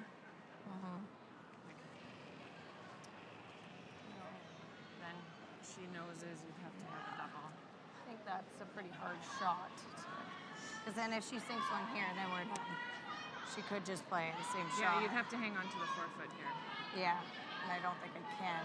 It'd probably spin to like here. Okay, so hit and roll off this guy. I guess Take so. our 2. Maybe we'll get a roll out. Who knows? On part. Okay. So what are the options they're looking at here, Tyler? Now they're trying You to guys figure like out this? if Or they do we wanted to try just and, like, freeze it and hopefully. and try to bring 3 Yeah, back into we could play call with time. that, but you need Time. some kind of miss. Well, they're calling a timeout here. Yeah, if they hit, they have to roll away deep so that there isn't a double back too for Rachel.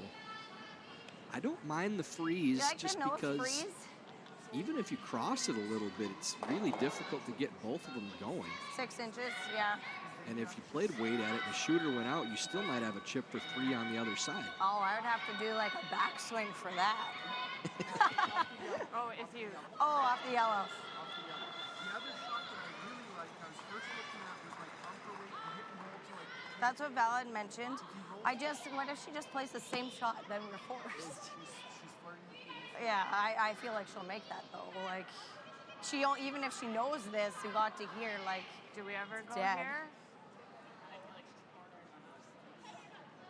Well, if we're up here. If she ever chaps. Yeah. Yeah, that's a pretty darn good shot too. No, suppose, yeah, we could tap as long as we air to be on this side of it. Yeah, if you tap it just a bit. Yeah. I was seeing get moms with a little mini tap. Yeah, I think so. Okay, I like it. I think we have to go at multiple here. Yeah. So you guys are not okay with the hit and roll and No, I don't like that. No. I think I like this. There's even if I'm like in this range, like it's still good. More room for tolerance. Like if I make it, like I gotta roll. If I don't roll, she's bonanza for her. Okay, let's pick one. Pick one, make it. Yeah, I like this. I like the freeze. Yep.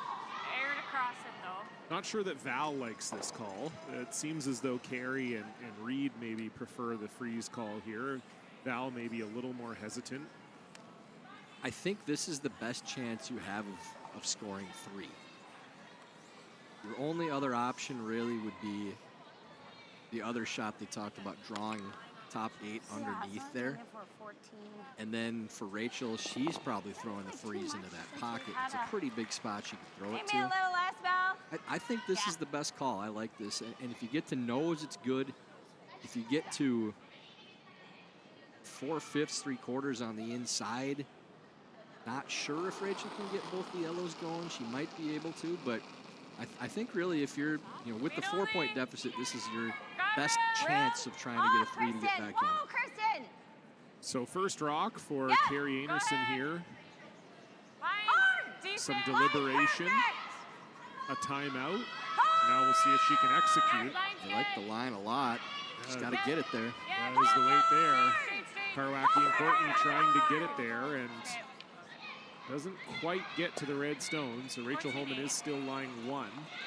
That's not a terrible spot. They did suggest, Tyler, when they were talking about this shot, that they didn't mind if it ended up there. Well, you could pick. Yeah, it's Pick kind of it. an awkward angle. It's almost flashing. Well, I mean, they're only going to get 2. Like, even if you stuff it in there, they're only getting 2, right? You don't risk flashing it, but if you Yeah, stuff like it in even there, if I make this double and roll though, that's a double for 3. Yeah, I think you gotta go like fan, and if you stop it, it's Wherever I let go, probably. I think so. Maybe half a smidge. Yeah, I don't know. Do you like this, or do you always want to guard? Good. I like it. What do you think, Tyler? You like it too? You're playing scoreboard. As long as you don't hit really thick, you should be okay. If it just stacks yellow, Quarter, yeah. I don't think there's a double there. For 3, I mean, you got to throw that so hard to get both those moving, and it might be too thin on the red with what they can see anyways. So this is pretty safe, and you're essentially giving them 2 playing it, but that's fine. Up by 4, and you're taking 3 out of the picture. Final stone, Rachel Homan in the 4th. Sarah Wilkes on this right away. You cannot jam it. Oh, and take out your own. Oh, That was the one thing you couldn't do, is hit it too thick. I mean, you could thin that over the top and still be fine. So Couldn't have thrown it more aggressive. this wasn't, I don't think, the release that Rachel Homan wanted. We don't see her miss with the big weight too often, but she does there, and this is an open hit for 3 for Carey Einarson. And Rachel had a pretty big spot on that stone she could hit to avoid jamming on her own. So just a little miscue there from, no pun intended, with your teammate. But yeah. A little Emma miscue. Yeah, I mean, you just expect Rachel to make. That's why they picked that shot, is you got a whole half of a rock you can hit to get a good result on that shot. So we thought Carey might be dead in the water, but there's signs of life here. An open hit for 3, final stone. This is really curling early, though, too. Uh-oh. Joanne Courtney on the side of the hand. Will it stick around for 3? No, it won't. So both Rachel and Carey a little bit tight on their release, and that's a missed opportunity, but it'll still be 2 on the board for Carey Einarson. We'll head into the 4th end break with Homan up 5-3. Curling's meant a lot to myself and our family throughout the generations. And now having children of our own, we get to instill the passion that we have for curling into our girls. It means so much to me to be a part of such an amazing family. They inspired me to start curling. I guarantee if anyone asks a question of people that are in the know, they're happy to share any information, and because we just want to grow the sport because it's an amazing community.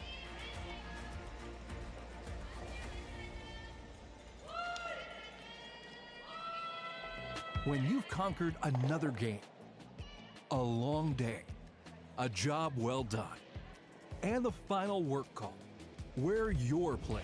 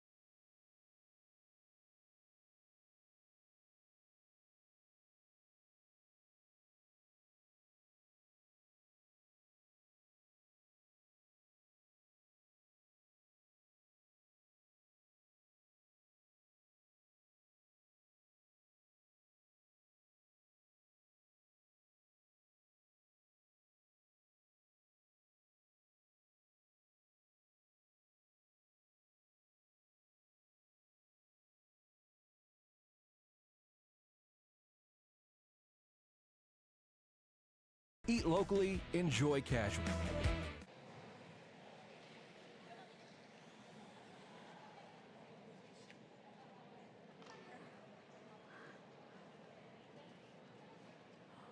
Usually I'm freezing, not today. I know, I had to take off a layer or two. I don't think this one's in. Mine's good. Mine's perfect. Leave this one high.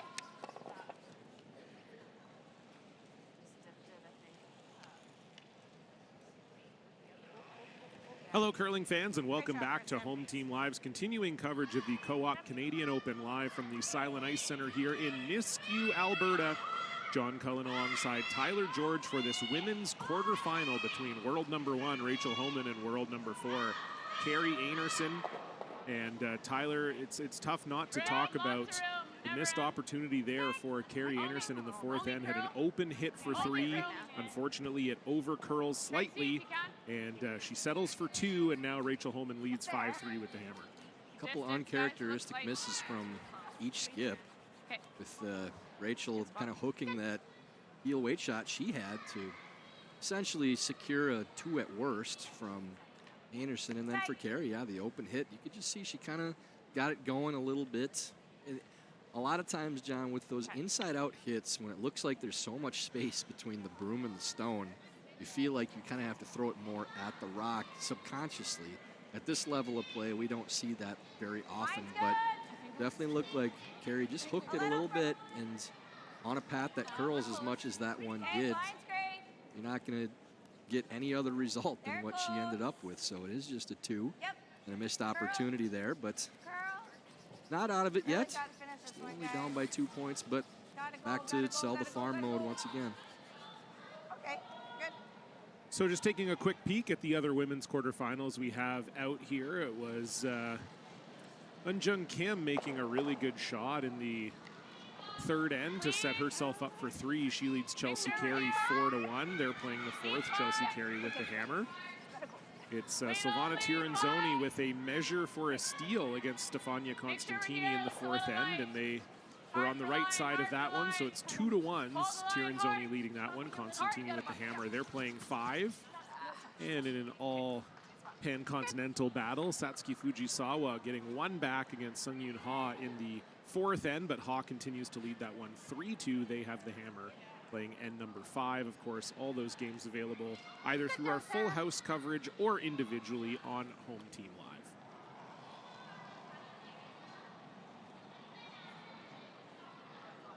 Two good ones to start this end off for both Line's good. leads. Clean it, Christine yeah. Karwacki and Sarah Wilkes. Yes. Good position for Team Homan. Gotta go. And John starting these ends Come on, off. guys, A 2-point lead with Hammer. Throwing those rocks going. top Yep, 4, yep. top 8 for Team Homan. Good. It's every bit as much about you taking that position so your opponent can't. It's not that they're pushing to score, but there's no question what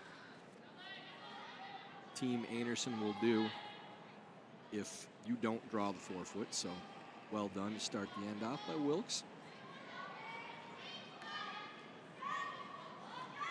So the first call was the single peel. I don't know if they're chasing both here or just the top one for Emma Miskew, but Oh, they're playing that across the face, so that makes them think they're definitely going for both. There's just enough stagger that it's fairly safe to play it too. there's one, there's two, Oh, that's really and good. there's three. Very nice from Emma Miskew. Gets rid of that red stagger in the house and both yellow guards. Fantastic shot from Emma. And they really don't care that they lost one of those red stones.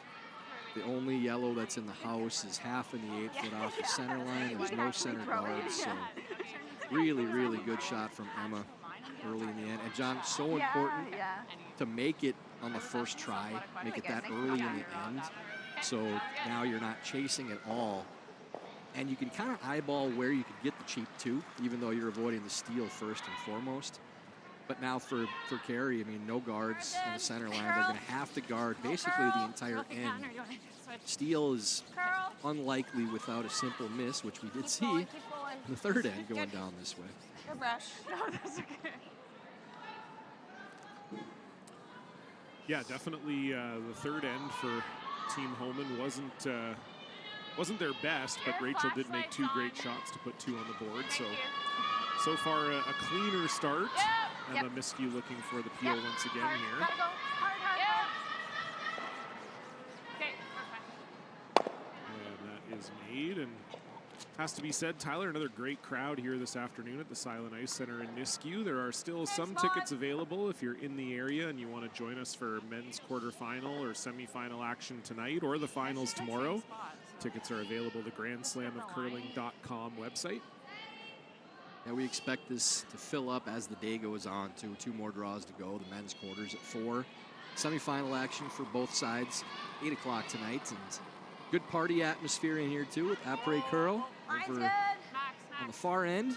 Yeah, Grand Slam of Karaoke tonight. We'll see if Mattia Giovanella can retain his title. It sounds like there are a few curlers gunning for it. For those of you who haven't been following along, the winners get the possession of the title belt and $1,000. So you have to pry it out of his hands. Yeah, right now, too. he had a great performance in Charlottetown, that's for sure. He actually approached me yesterday too, John, along with Ryan Fry, about wanting to get into the commentary booth, Mattia, for the next slam, because apparently they have viewing parties back home in Italy that are drawing at least 100 people at the bars to watch these games. Wow. So they'd really like either a noon or a 4 p.m. for the beverage audience back home. We'd love that. With Mattia in the booth, maybe for one of Stefania's games. Yeah, okay. Some Aperol spritzes, maybe. Some Negronis going down in Italy, and we call the game. Yeah, that'd be great. Mattia, for those of you who don't know, a real character on tour. Really funny guy, good singer. Handsome. What more do you want? He's a total package. We'd love to have him in the booth here. And got support from Coach Fry on that, too. So he's aware of the situation and supports Mattia coming into the booth with us. So looking forward to that. We'll definitely make that happen for you Italian fans watching at home. As if you'd be listening to us and not watching Stefania right now. Well, maybe they have the full house coverage up, Tyler. We don't know. You know, yeah, all 4 games at once. What a great option to have with Home Team Live and Grand Slam of Curling. I didn't think I'd do more. So not a ton of action here. It's been guard up, guard off over the last few stones. We'll see when Carey Einarson decides to make a move on that red one in the house. I guess for Carey, Tyler, they probably would love to try to manufacture a steal here. But I don't know how possible that is without a home and miss. It depends on what happens here, but it looks like it's going to curl enough to get a piece of that stone. Yeah, it's not going to be a great steal opportunity without a miss, but for Carey now it's a matter of, man, I think this is the shot. You need to come in either now or obviously the last one, but the hit, it's going to be really difficult to get a steal without a bad miss. The freeze here, if you can get it to nose or just a hair inside nose, it's not a bad setup to at least make Rachel make something tough. I think it's your shot. I don't like the hit. Well, she'll probably have to just hit and roll over there. Yeah. And then we're probably grouping. If you go like half open here, she'll have to decide. She'll probably just, maybe even slam that. Yeah, we can't be here. Yeah. Do we just tap this? If you tap, you're leaving the double for Rachel for sure. And you got to get distance, right? It's you can't tap it just a little bit, or you're almost certainly giving up. Just hit and roll away and hope she misses the double and force. Yeah, I think so. I don't mind your other idea of going here too. They kind of gone away from that first call of the freeze, which I like. Yeah, you heard Carey say that she's okay with the force here. Yeah. But if we're there and she blasts, whatever, we sink around here, maybe it's a force. That's your other thing is, even if you stagger a little high and Rachel makes the double, then you I don't can mind, maybe or can we force do going around this the corner. and sit there and let her blast it. It's harder not to leave it double. I think we just draw top 8. Freeze it. Yeah, I like the call. So went through all the options, but John, this is the best way to have a steal come into play. Touch more. And the force isn't completely gone either, making this as long as you get to just inside nose. And it should finish enough. There's a little bit of space there on the edge-to-edge rocks.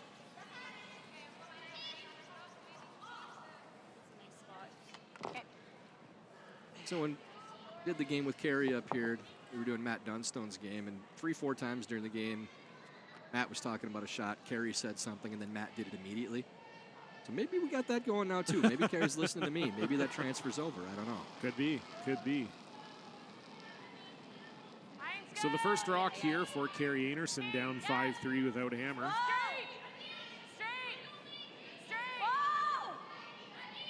Should snap up pretty good, but there's plenty of weight right now. Looks like they're now trying to go around instead.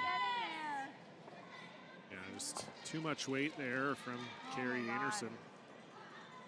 This is, Rachel makes this roll right, could set up a pretty easy 2 for her. Yeah, I think she had the path right. She just carved it and tried to kill some weight. Here with up normal. It's pretty flat. Do you like that? Yep. It's hurt up normal the weight here, so Rachel's trying to hit the outside, or sorry, the inside of this Yellowstone, roll into the red and push it over. And that's probably edge to edge with this shooter and the rock in the top of the 8-foot.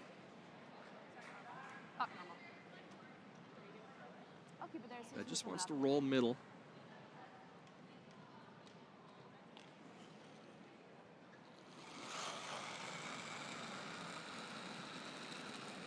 Yeah. Whoa. Clean. Yep. Whoa. Curl. Definitely want to make sure you kick this red. That's pretty good. Really good angle now. And they're staggered too, so it makes the run tough to stick for Carey. There you see the key shot of the end earlier from Emma Miskew, that run, losing all those stones, opening up the center. That was what allowed them to play this end wide open right from the start.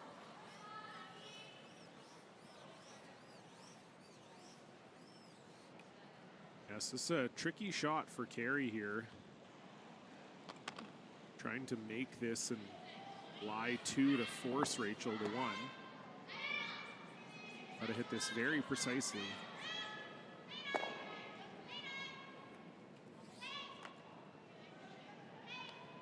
So tough to stick this and keep both in with a stagger on these red stones.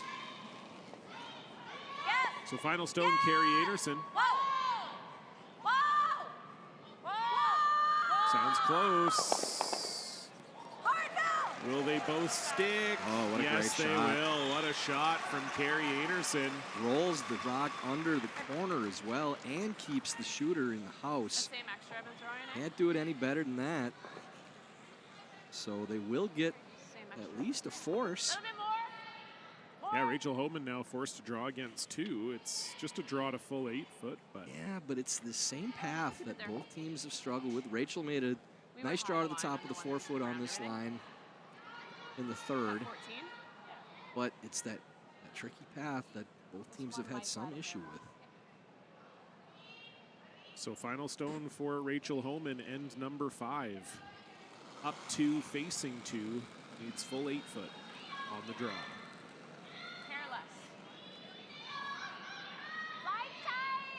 The line is a little bit tighter than what we've seen, so expect this to turn over.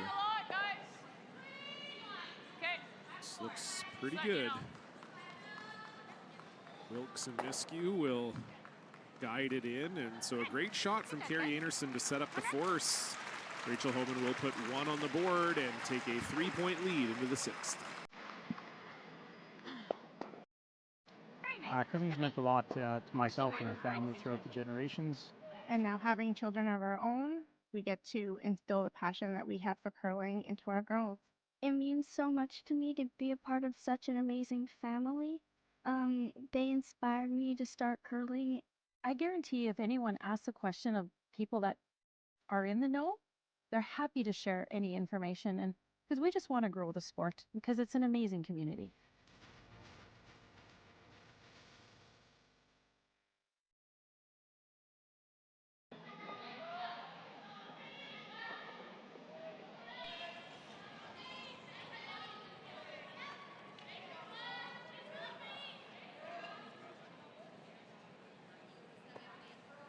So a good end for Rachel Homan in the 5th, but canceled out by a phenomenal last shot from Carrie Einarson. They get the force.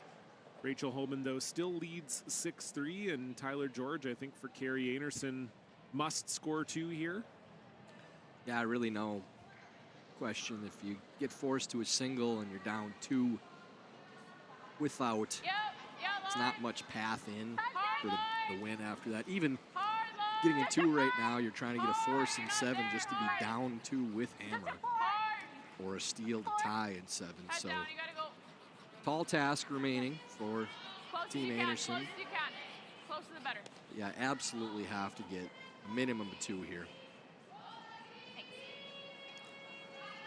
So center guard up for Sarah Wilkes. Okay. And corner will go up for Kristen Karwacki.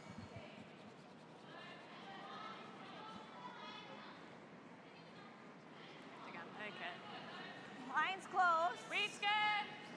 So John, you like stacking on the same side now with these corners? We've been asking the guest commentators all week, so I'll ask my partner here as well, or opposite side. The initial answer always, before we get to that, was, well, it depends on how deep the first guard is. So that's true. Assuming from the start you're attempting to do one or the other. Yeah. Which do you prefer? I don't know. Maybe I'm an old school guy, but I kind of like 2 separate corners. I like the opportunity to have the option of maybe going either way, especially if you have to maybe hit and roll in the house on something in the house. Gives you the option of rolling one way or the other way. And I also think too, with the staggered corners, the way that teams hit now, it does obviously make the double peel easier a lot of the time. So I like splitting them, but again, that could just be a bit of an old school mentality from me. But that's my preference. What has been the overall, like, what would you say the percentage is in terms of the answers you've gotten so far this week? Well, they all tried to cop out and say, well, if this happened, or, well, what's the score here? So most of the time it was, all things being equal, like if it's not an all out, we have to get 2, then they preferred to have the draw path open. Okay, so stacking. Yeah, but if it's you absolutely need to get 2 or a 3, then opposite sides. Okay. Yeah, Because the draw path doesn't really do a whole lot for you if Yeah, who you're trying to cares? score a Yeah, bunch. exactly. Yeah. Yeah, I would say that makes sense. I think I was answering it based on this current situation for Carrie Einarson, where they do probably need to score 2. And they're actually trying to come around to freeze with the lead second here, but this is over curling and dying. Well short from Kristen Karwacki. That's not ideal. And now we're actually seeing Rachel kind of go on the offensive here. I mean, I know that it's the 5 rock rule, but she's calling for like a 1 guard here. Up 3, which it's interesting, but I don't mind it.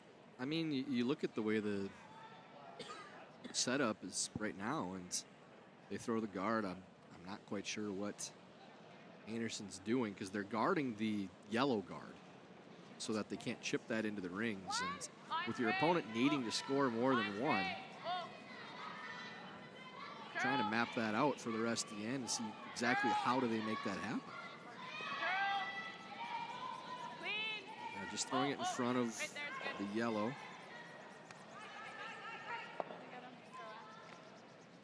That might be time to get creative now too for Carey. And got to chip something around here. I mean, playing the run is, well, you're wasting stones, and that's Rachel's goal, is to make Carey waste rocks and not be attacking. Yeah, when you're down 3 with the hammer, probably the last thing you want to be doing is peeling guards, but yeah, not left much of a choice here by Team Homan.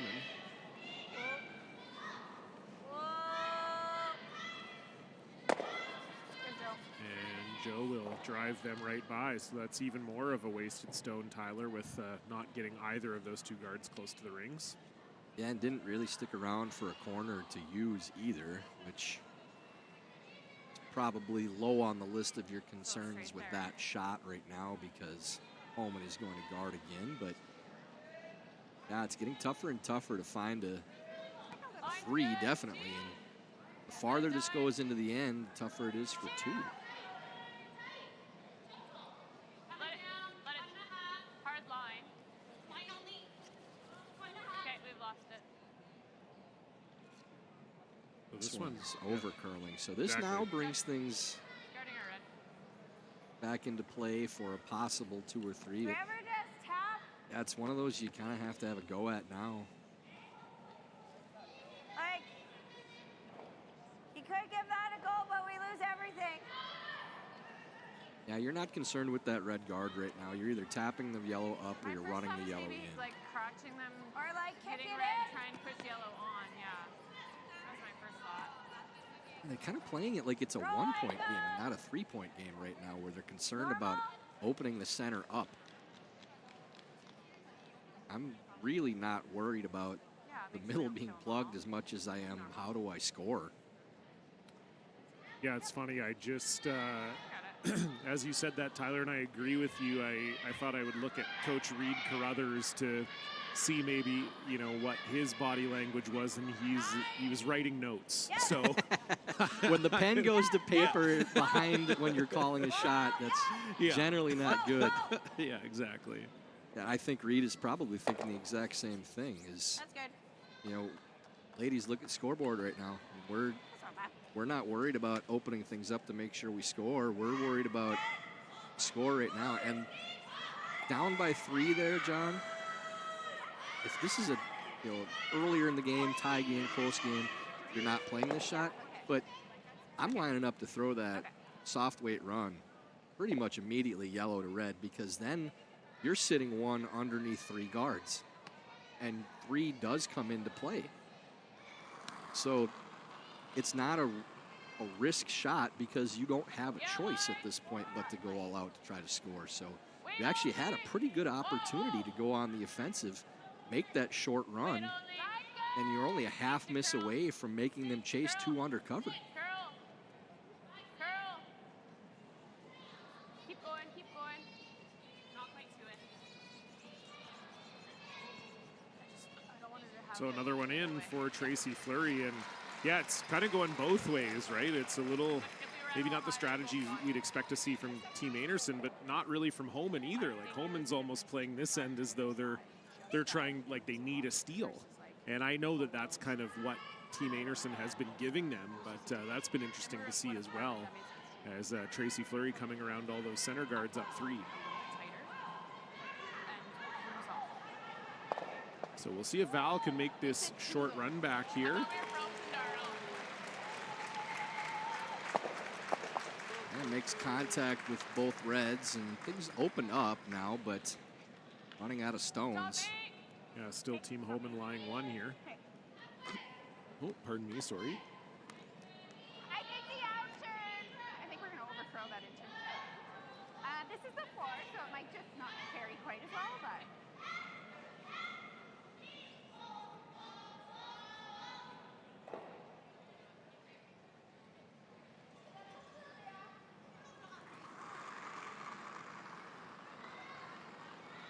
So Rachel just trying to keep the action to the middle still here.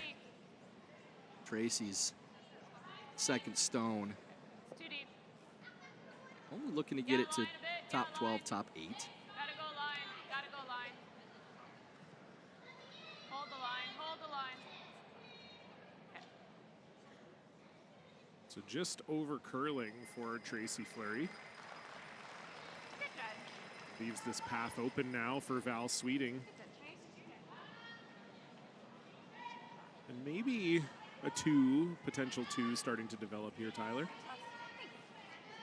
Yeah, they have an opportunity at least. I mean, throwing that to the top of the 8-foot does give Carey a little bit of a out. You can go around that stone, but it's not buried, so at least, I mean, it's buried for the eye line, but with how high that rock is, Rachel can still tap it, but yeah, you can go around that stone at least.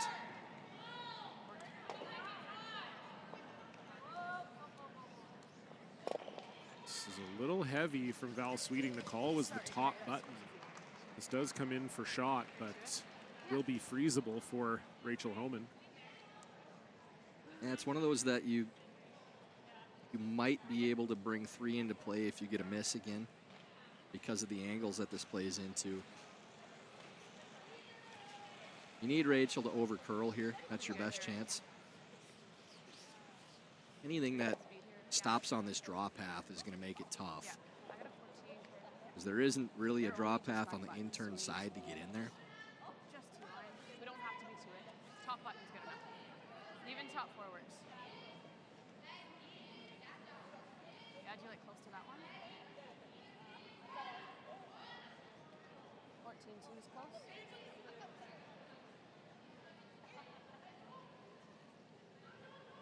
First rock for Rachel Homan here in the 6th. Leading by 3 and trying to prevent a multiple score for Carey Einarson. Heard Rachel say top button before the shot. Really running right now. Tons of room on this line. They got to hope it finishes hard. We have seen them turn over late, but can't be deep. And that does leave an opportunity.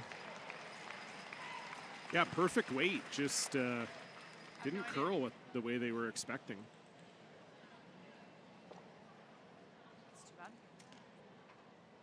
Yeah, this one, you're not playing kill. You can just throw back 12. Tap that to 3rd count. Stagger it a little bit rolling in. I mean, if you make it with hack, it's fine, but I don't think it really helps a ton. It just, you need to move it out of count. Shooter has to roll in. Make a good one here. You can definitely bring 3 back into play. Really nice weight. 14-4. Rock's under curl twice now. It looked big release to me. Maybe you're nervous about it overcurling because it was. Mr. Hollywood here, John calling up on the Jumbotron above the arena. I didn't even know that feature was ready. I was, lucky enough to have mixed doubles partners Rachel Homan and Brendan Botcher take me on a date on Thursday. That's really cute. Yeah, it was nice for you. Well, we said Rachel lives in nearby Beaumont, so she took me to a few of her favorite spots in the town. We went to Chartier, which is a nice little coffee cafe spot, and then we went to Sea Change Brewery for a beer, and Yeah, it was great to hang out with them. Both super funny players. I think Brendan and Rachel both don't get credit for that. So anyway, big shot here for Carrie Einarson. We can discuss our date later. This is going to get a little roll in, but how much? It just doesn't quite finish enough, and I think Rachel can get both of those moving still. If that curls another inch, that's rolled to at least half buried, and it's a much different situation, but pretty good piece of this showing. It may still jam on the back red, but with the angle it's coming in at, I think the yellow's still going to kick out the back. It is pretty thin to make sure that the second yellow goes. Top one's not a problem as long as it's catching the left side of the back yellow stone. I'm pretty sure, John, contact on that rock is making sure that there's no 3. I don't see how it double jams at that angle. No, I don't think so. I think the best Carrie can hope for is a 2 after this, and for Rachel, the double is there to make them all go. Final stone.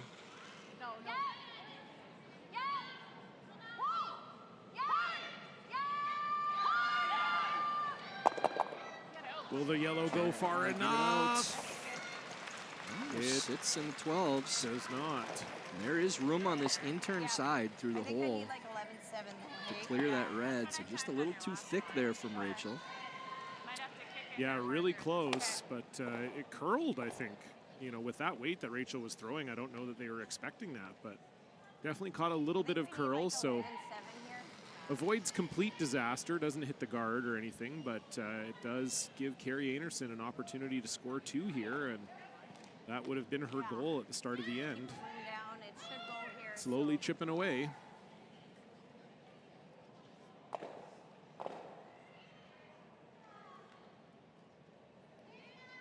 Now you can't see very much, but there's a lot of distance between the guard and the rock and the top of the 8-foot. So Carrie definitely has a look at this for 2. Final stone, Carrie Einarson. Don't need to get real close to the guard to make this, so you can be safe on the sweep. And you love that clean call if your team Einarson makes no mistake. So 2 on the board, and just like that, we've got a 1-point game. Don't go anywhere. Curling's meant a lot to myself and our family throughout the generations. And now having children of our own, we get to instill the passion that we have for curling into our girls. It means so much to me to be a part of such an amazing family. They inspired me to start curling. I guarantee if anyone asks a question of people that are in the know, they're happy to share any information, and because we just want to grow the sport because it's an amazing community.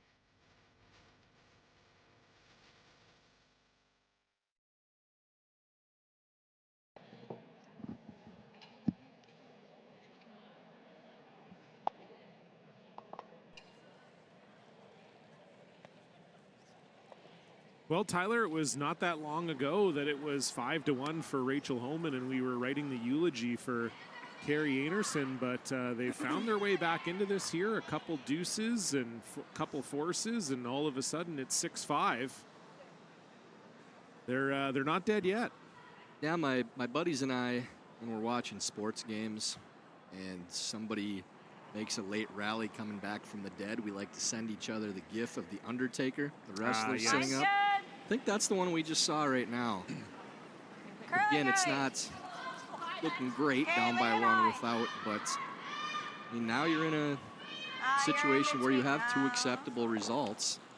For Einarson, if you can force or get a steal, at least you're bringing it down to a last end that's manageable. Yeah, certainly the force or the steal here, the desired result. And for Team Homan, they would love to get a 2 here. Yep. 5. And if you're Team Homan here, Tyler, I'm guessing you don't need to sell out for the 2. 1 here is not a disaster. Yeah, you're selling out for somebody scoring. So if you can make Rachel take 1 or you get the steal yourself, you're happy. Yeah, line. It's there. Okay. And the way the percentages play out in general, you'd prefer to be down 2 with hammer, but for each team, they look at their own numbers and see which it is that they prefer based on the results. So, well, for Rachel and for Carrie, they both may have that decision later in the end. We've seen a few times where there's an option for a team up by 1 with hammer. They get the decision of whether to take a point or give a point if there's no blank. Yep. And that's all on what you've seen from your own results. We're not to it. Curl, curl, Yeah, I curl, guess curl, really the best result for Team Okay. Homan here is a blank. Then you're up 1 with hammer coming home and feeling probably pretty good. It took all of 1 minute for an Undertaker gift to show up on my phone. Thanks, Matt Mellon, back home watching in Duluth.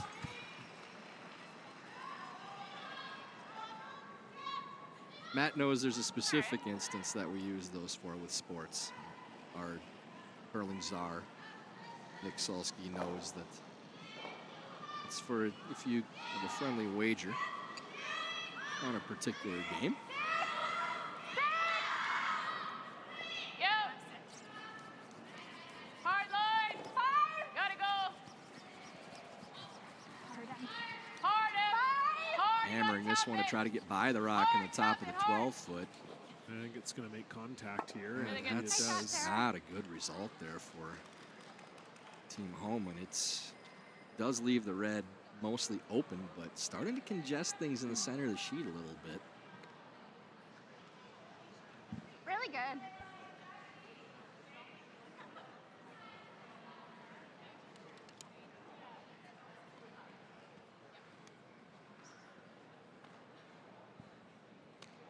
No, Rachel Homan's mixed doubles partner, Brendan Botcher, was also their coach to start the year, but got the unrefusable offer from Brad Giju to join his squad as second, and unfortunately that meant him having to give up on his commitment to coach Team Homan. So really good shot there from Joanne. Great shot. Perfect tap to freeze. I know Rachel is in the market for a new coach.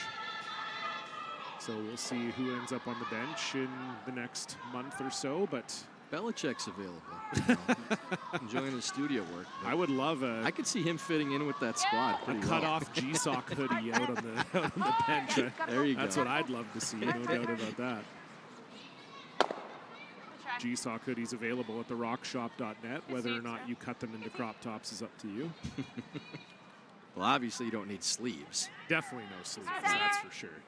Again, ours do come with sleeves, but if you would like to remove them, that's just above the that's your decision. Oh, okay. I think that's going to be the next one, either a tank top or a sleeveless. Yeah, I think there's a few curlers out here who would love to rock a sleeveless at the après curl. That's for sure. I think they'd probably, we won't mention names, get the sleeves just tailored to make their biceps look bigger, as we've seen a few times. Yeah, there's that as well. The old Schmedium. The old Schmedium. Yeah. I'll name names. Team Jacobs. I have no problem naming names. I got no problem with them doing it. Make it look good, Oh, boys. absolutely. Make it look good. I don't know that there's a shirt that could help me, but it's if you got them, might as well flaunt them. Just peel. So we're going to play a little cat and mouse here. Guard up. Do you want to come the same way? Peel Sorry. the stone. Yeah, Rachel just trying to stay away from the steal of 2 for worst case scenario. Yep. Hard. Hard, Sarah. Go, go, go. Sarah on this right out of the hand. Let's see. Don't want to flirt with that yellow stone at the top of the house. Thankfully, they go right by. And that's what the angle that Joanne Courtney created helps with, is you can't really slash it to the outside of that yellow because it could run right into the 2 in the house. So now Carrie still lob another one up top, just making Rachel waste rocks as long as they can. Generally, John, when these ends play out this way, it's for the team that is trying to steal or force. Do we move things around in the house on third, second, or skips first? Hard. Whoa. Corner that guy. Yep. Hard. Keep going, keep going.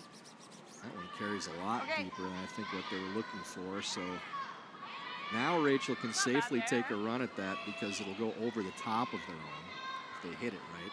They're just calling Tracy Fleury down here for a look, just so Tracy's aware of where they maybe want to hit it. Well, they really got to hurry because they only have 13 minutes and 15 seconds left. And 2 timeouts. And 2 timeouts. Like That if is you roll a to ton there. of time. Yeah, Rachel plays quickly, Sorry? that's for sure. Even if you roll it to there. Need Rachel big could weight take a with run up half her the off. après curl and have a Yeah, beverage come no, back then down you and have- have plenty of time to finish this off. Around. It's a short. The I nose. might be able to take a run to Mr. Mike's, leave the arena. They might just run it right back. What do you like, Sarah? I don't know. What's your gut? I don't think I like hitting this and rolling over here because I'd hate to leave like I think if we nose, they're a gonna double nose this behind back all and of double this. on the line 3. I don't mind the nose No, on I that. think that they run that 5 right on the nose and then they're lying 3 in a line. I think we have to play the 5. Onto the 2? I think so, yeah. Okay. Just don't want to stuff it. Thick's better than too thin, Well, right? stuff it, it's the same result. It's just a single peel. Yeah. Yeah, thin's okay. Okay. So you heard the discussion there. I think, Tyler, the result, if they make the result they want, it's good. But it seems like there's a few ways in which this could go wrong, which would be bad. Yeah, I don't think there's a disaster. Even if it went thin and jammed on the back too, it's hard to see an angle where it would just double stick with both yellows in there. I like the call here, and there really isn't a great angle to do anything other than what they're playing. Yep. So just make sure you're Really gotta go in. thick enough that you don't get the worst result. Oh, this was tight. Don't want to hit, okay. Hit between the two. Oof. Let's see. Might have got away with one there. Yeah, that was, there was one tiny freeze spot here. they could hit that for the disaster result. Yes. And which that was would've- about a half inch away from it. Because if Yeah. it just redirects off that if we yellow in the call top it of the again, 12-foot, then it she's probably probably gonna would have give that a stuck good crack. on that yellow. Yeah, if you kind of hit the back of Probably, it, unless Yep. it's in and the it goes same straight spot. onto that Yeah. yellow-red. Yeah. The other, like if a force plays, we could. I just hate to hook these. Yeah.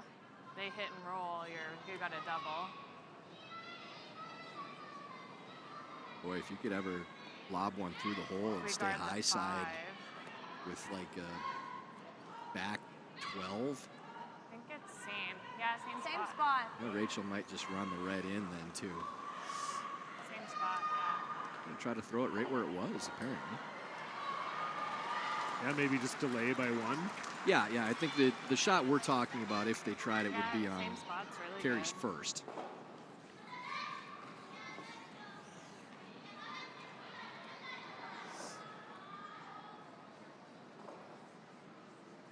Also could have that intern come around the outside, but then you're getting out in the weeds again in that tough intern path. Yeah. Line's good. Try to slow down. Yep. Go ahead. Line's good.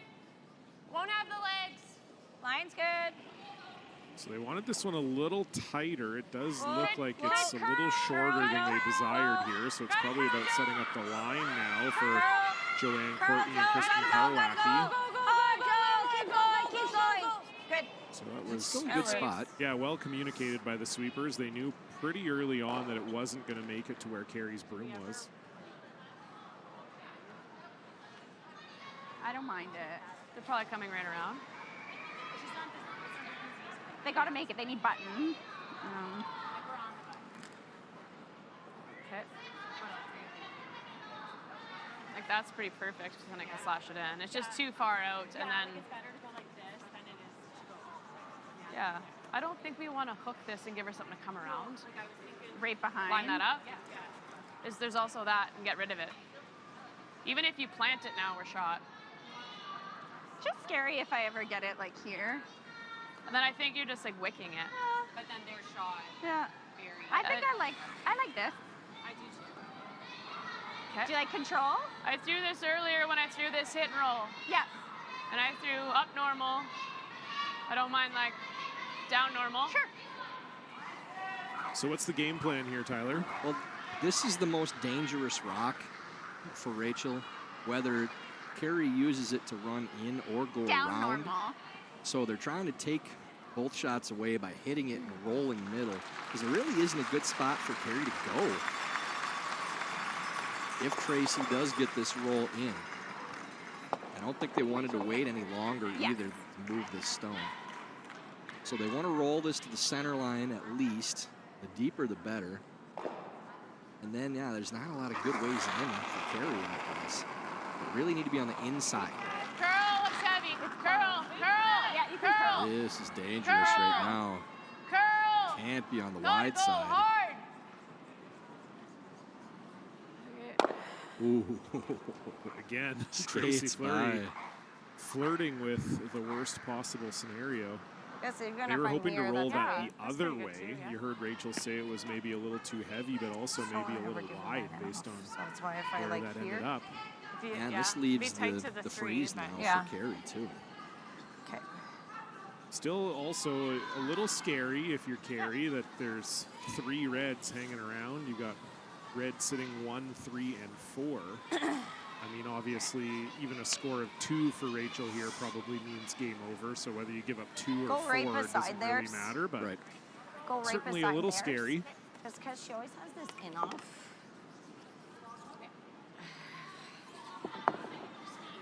This is a Are you crucial liking that, shot like, here, a freeze that 14? pretty much has to be made.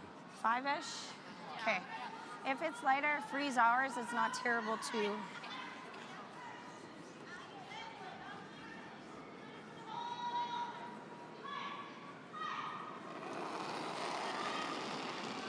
First rock, Carrie Einarson, 7th end, down 1. Line's good. Do you need a rub? Line's good. They were saying it's heavy out of the hand here. This is the slower path, though. Just let it die. Let it die. You're through the hole. Oh, this is heavy. And they Maybe need to Joe, stop stay with it. back button on this line. 6. Good. Okay. Okay. They don't listen when I do that, but I think when Carrie says it, yeah, I would listen. Yeah, that's. Shoot. I've had some intensity. Yeah, it doesn't get shot, but I mean, if it's not going to stop where they would have liked, that's the next best spot.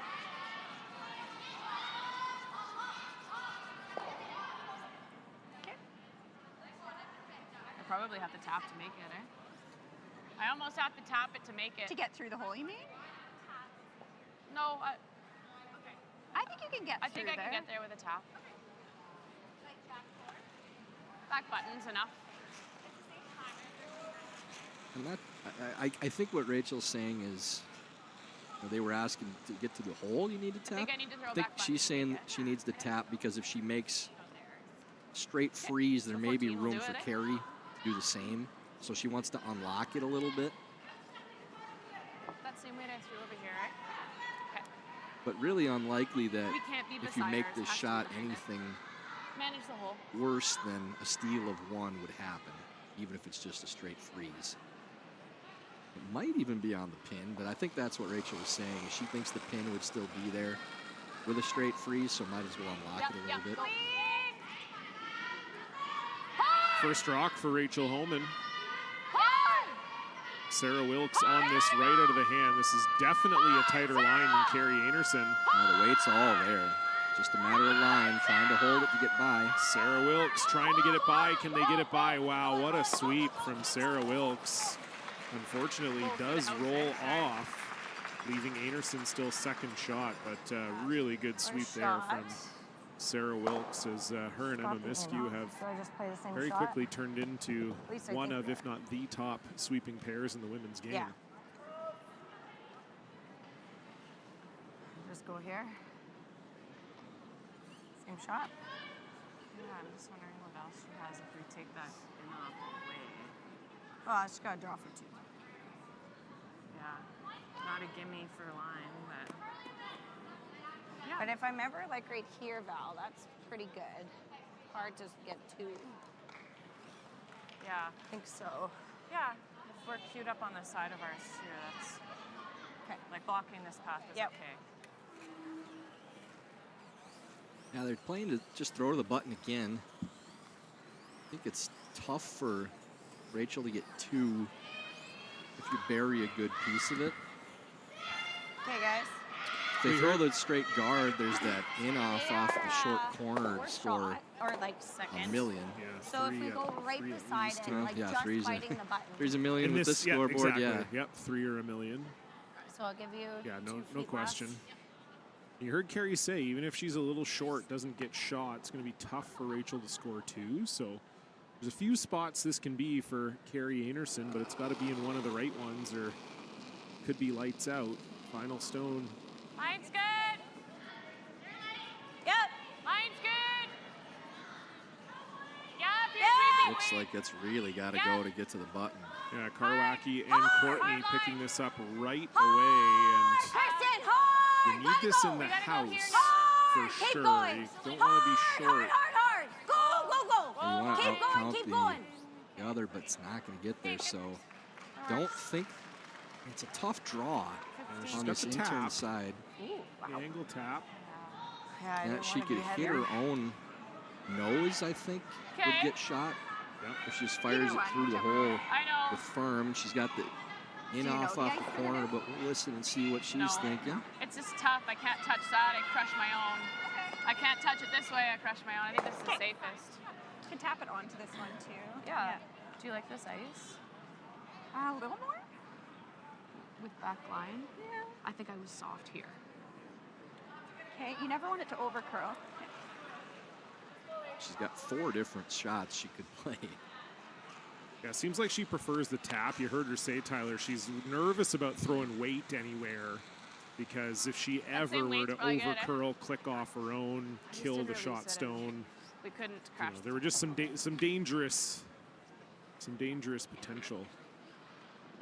So she's just going to tap here. You heard Tracy say there's also, you say there's 4 shots. There's also kind of 4 ways to make this one too. You make the straight tap. You can come back on your own red. You could chisel off one of the yellows. So that's one you want to make sure you're there because you can kind of gauge how much of the stone you need to hit to make it. And if you play weight, that's enough to tap it to button, back button. Then if you hit it too thick, you still have that stopper with that red stone in the back of the 4-foot. So really just need to make sure the weight's there on this one and then just leave it to the sweepers. Final stone, Rachel Homan. Yeah, line. Trying to find 2. Whoa. This is a lot of weight. Curl. Clean. This is close to hack weight. It's going to need a piece of something here. Curl. Thinner. We can go to ours. Curl. Okay. That's just too much weight from Rachel Homan, so that will slide through, and they will settle for 1. 7-5. We'll see if Carrie Einarson can make it happen in the 8th. Up on that. You curl it at all.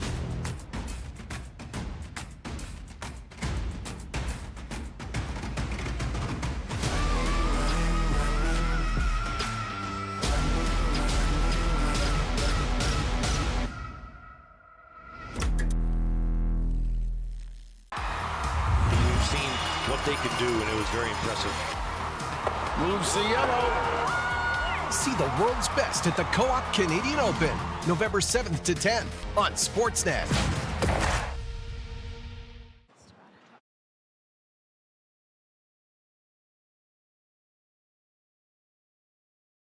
Desired result for Carrie Einarson in the 7th end, or probably the desired result, one of the desired results, as she forces Rachel Homan to 1, and now a 2 gets them to an extra end, and a 3 gets them a win here in the 8th.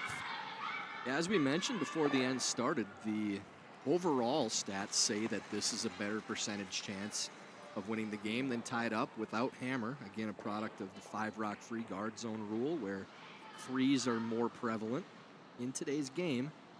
So still a tall task to try to find a 3 against Team Homan, but for Einarson, I would say after being down by 5 or down 5-1, that this is not a bad outcome overall to have a chance going to the final end. If you find a 2 and get it to an extra end, at least you still have another crack at it. But this will be all out, trying to score 3 if they have any chance whatsoever on their last. Risk reward is out the window. You're playing for that 3-point end. So a little mistake for Sarah Wilkes. Would have wanted that one in the forefoot, and it comes up Line's good. well short in the top 12. Chance for Kristen Karwacki and Team Einarson to get set up here with a corner. Right to my broom. Gotta go, really gotta go. Drag it, drag it, drag it. Now you look back Keep to going, that keep going, keep going. sixth Good end push, guys. for Einarson. Had that open hit for 3. Now this could be a 1-point game with Hammer right now. Rachel would have approached the 7th probably pretty similarly to what they did, trying to blank or get 2. So that makes a big difference with a little bit extra cushion for Team Homan. Curl. Drag it if you have to. Looks light.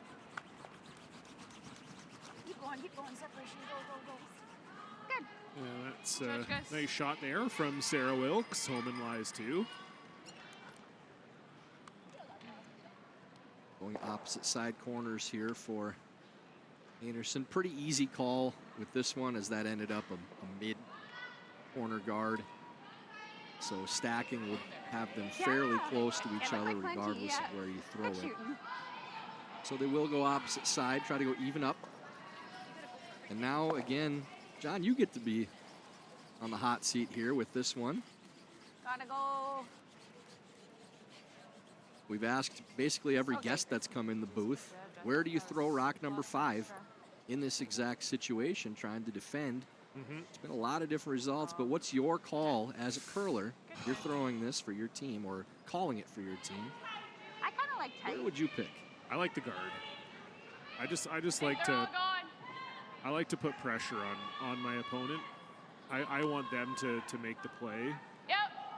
I want them to be the ones making the play into the middle eventually. I want to be controlling the middle. I think, too, if you throw a center guard, you're more likely to have them play into the rings around the corner, which is, what they want, but it's also kind of what you want.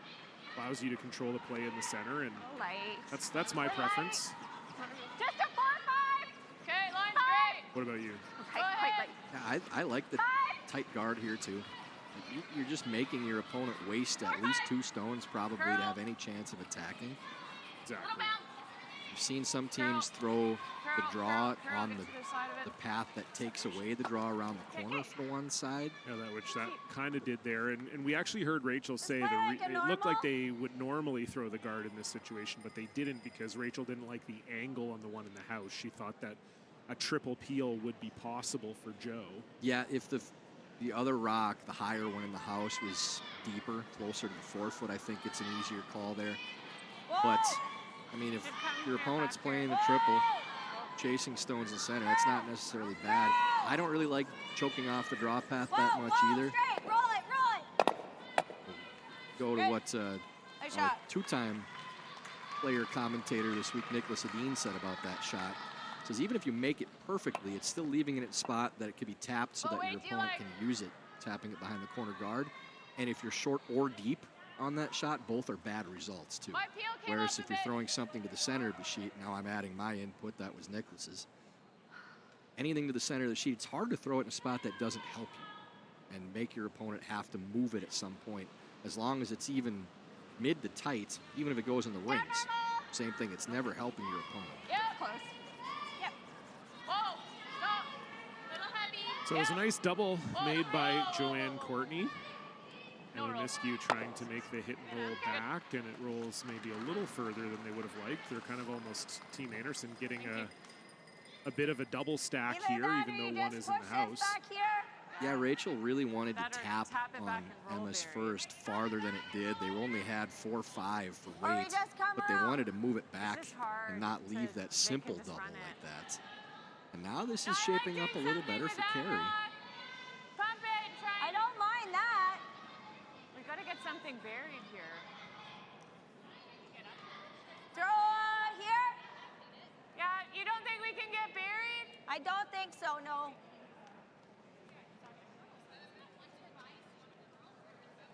Yeah, I don't think If you you need to think you kill can't here. sure, you can throw a bumper. Are you thinking hack? Yeah, Or you gotta kill it. I don't think you do. I agree with Joe. I mean, you tap this back, it's a way better result than the kill, even if, I mean, I know Carrie's trying to roll in front of the other stone, but if you just get to 3/4 and tap that rock back behind the corner, now it's something you can freeze to, and it's a jam rock, and they have to play to your stone. You hit this, you have to make a perfect roll, or it's not a great result. Whoa, 12-5. And that rock still being back there, John, is a good thing. Straight. We're never gonna get I'll give you a guess as to what Coach Reed was doing. Writing in his book? Shot. That's Yeah. correct, yes. May have had a text or two with Coach Reed during this game, too. Okay, board. Yeah, as they were making the call, I saw him make a quick note in his book there for sure. But yeah, I mean, like you said, there's many schools of thought, and people agree or disagree all the time, and a lot of it has to do with how you feel in the moment. But I would tend to agree with you, Tyler, when you know, it's also, you're not likely if you get 2 here to win in the extra end. So I'm a little more inclined to play slightly more aggressively to try to get the 3, and if it doesn't come off and you don't get your 2, well, it is what it is. You're probably going to lose in the extra anyway. Yeah, and it is a little bit about being aggressive, but it's more about giving yourself opportunities to get 3. And if you just think simple curling, what's your better chance of trying to set up a multiple point end? If there's a rock behind the tee line, behind the corner that you can use to draw to or for a backer, or if there's nothing there and you just killed the stone. And I don't think that's a real complicated answer on that one. No, completely.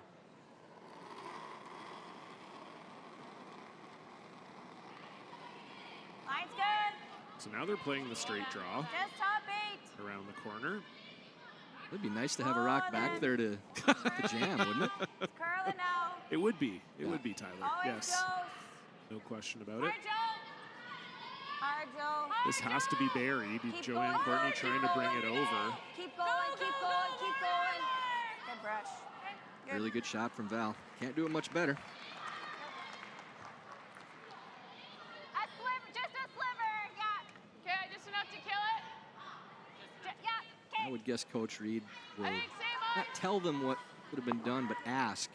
Because Carrie was very emphatic about, we need to kill this, and ask why. You know, what's the rationale with why does that rock need to be gone? And maybe she has an answer for it, you know, but that's the conversation you have, and I know I would assume that's how Reed will handle it too. He knows how to talk through these things. So this is a big shot here for Tracy Fleury playing the chase around this corner guard. Sarah Wilkes has been on this right out of the hand. It's by the guard. Yeah, the weight is very delicate on this.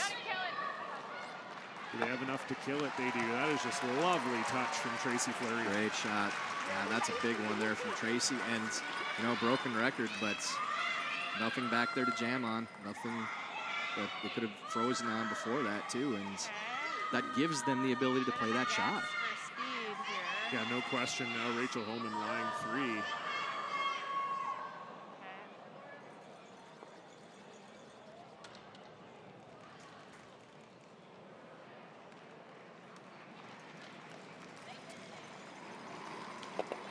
So hit and roll for Val Sweeting here is the call. Line's good. I think they're just trying to freeze in the pocket of these two in the top 8. Gotcha, which that makes more sense. I agree with. Yeah, that makes more sense. They're running out of rocks here. Yeah, you're going to have to make at least 2 of them go away to make this count. This is really curling. Need to stay in the pocket. Whoa, whoa. And that over curls, too. Good shot. Yeah, that's not bad, though. It's not bad. I think it is killable for Rachel, though. You can wiggle it between, I think. It's a little risky, but you're far less concerned about yours going out as you are theirs. And we need to hit it. Did you ever chop it over the top? I mean, that's you the thing could do with that Tracy, too. You don't have to hit it. You are lying 3. Yeah. They've got tons of time left and 2 timeouts, so we'll see what Team Homan decides here.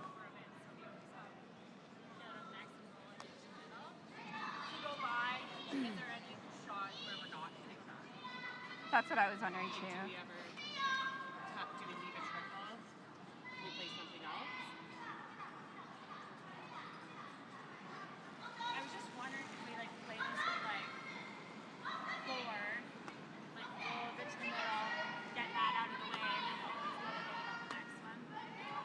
call a timeout. Yeah. May as well call the timeout. If we're hitting it, Two I think I timeouts like left. We'll see heel. what We can kiss alternate this one. Rochelle Brown but has to I'm not say. convinced that we need to hit it. This one, it's potentially staying. Well, if I drill it. I don't mind like the tap option. Would you like? Just thinking tap on the nose. Well, the problem is I kind of have to hook Hair it. high. Otherwise, it's a triple, right? Like she probably goes into this, and then I don't think I can get them both to go. Because now I've tapped this in the way. Do you hate a freeze? Right on the dead nose? Well, if you ever curl it and we ever touch that, it's pretty good. I like that. I like that. Tap it like an inch is okay. So tap its tolerance, like you don't want to go hard, but yeah, like we need to get it in there. Okay, then they might hit and roll. They have the hit and roll, and then I have the nose hit Yeah, till if I they're lined four. up. If they're lined up, yep. You like that? So Rachel doing a little curling math tight here. to If they're that sitting 'cause 4, to it'd freeze be it awfully in the tough to guard. make that rock count. The only thing with, if you do play the Do you like hit, it, Tracy? try to run that yellow out. I don't think there's any way that you could stick it behind a corner playing it. So if you do, even if it jams and stays in the house, the 3 is dead. You're going to have an open hit on that shot, right? But they believe that if you just freeze to your own, the top of the 8-foot, sit 4, I'll keep it there. it's near impossible to make the one in the top of the 12-foot count. And if they play the hit and roll on the one in the side of the 4-foot, they can't roll underneath because it's a 1-foot run back. And if they roll wide, they still have to outcount the other 3 red stones, which they can't. Top 8. So well thought out by Rachel. So first rock, Rachel Homan, and number 8, leading by 2. This is really curling. You got to get by the yellow one. That's the biggest thing. Might be calling for just a little feather on the yellow to line these up. Okay, it's good. Yeah, pretty easy to make that one go away at least now. Yeah. So we'll get a timeout from Carrie Einarson immediately, and we'll see what Reed Carruthers has to say. Don't know that Carrie can score 3 here, but I think 2 Could is just still on the table. hammer that on the nose. Hopefully just, and like stick it here.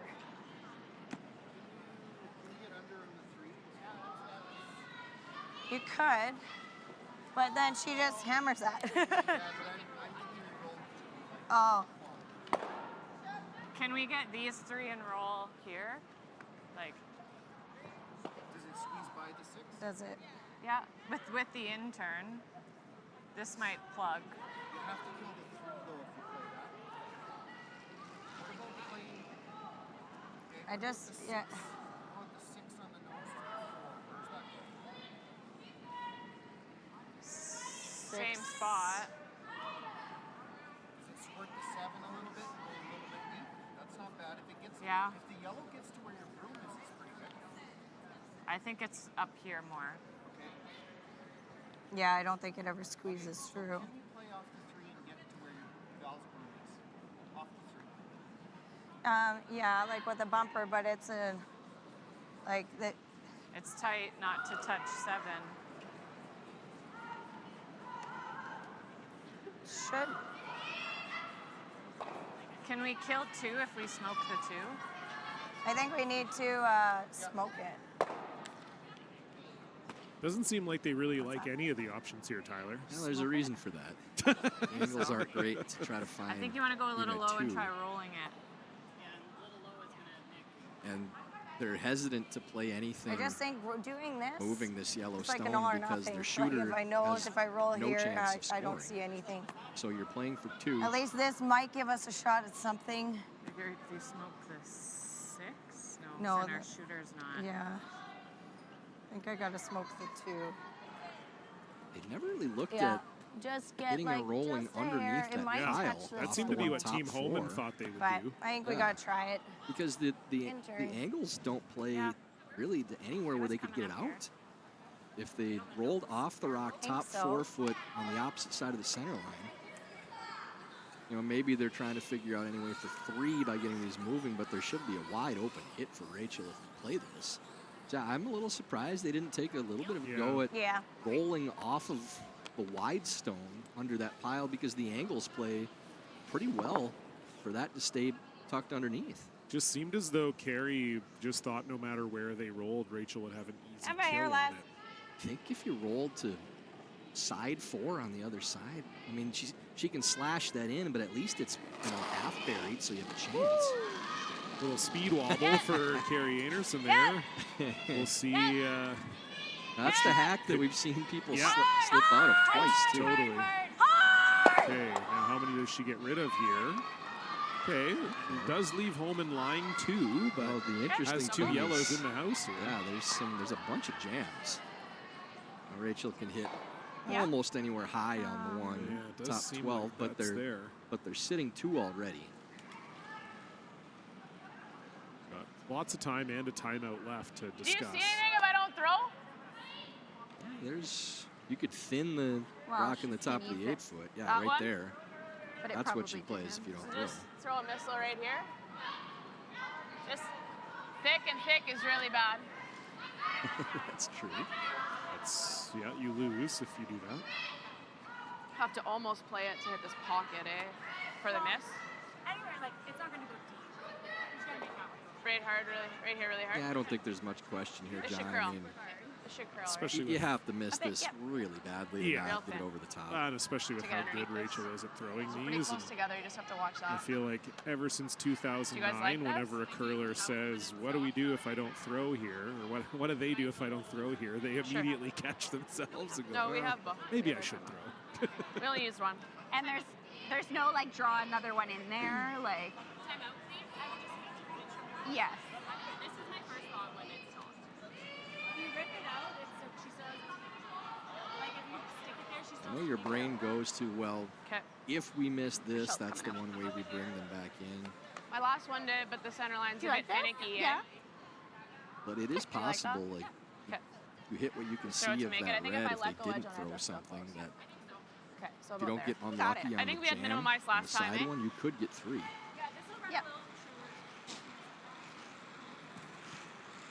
You have it in your hand to end the game right now. Exactly. Yeah, it's a lot of what ifs for a shot that, you know, for Rachel Homan, we expect her to make most of the time, and even if she doesn't make it perfect, we expect her to at least make it in a way where it'd be very difficult for Carey Einarson to score 2. Yeah, if there were no rocks in the house right now, I mean, Rachel would have lined up to throw this and make it I think hard immediately, at edge a on shot edge that is she go expects to make. straight through. So final stone for Rachel Homan, and it may be the final stone of the game. No other stones. A double would seal it. Yep, hard. Really hard. Really gotta go. Sarah Wilkes on it right out of the hand. On it all the way. Does she have it? She's got 1, and she's got 2, and she's got the game.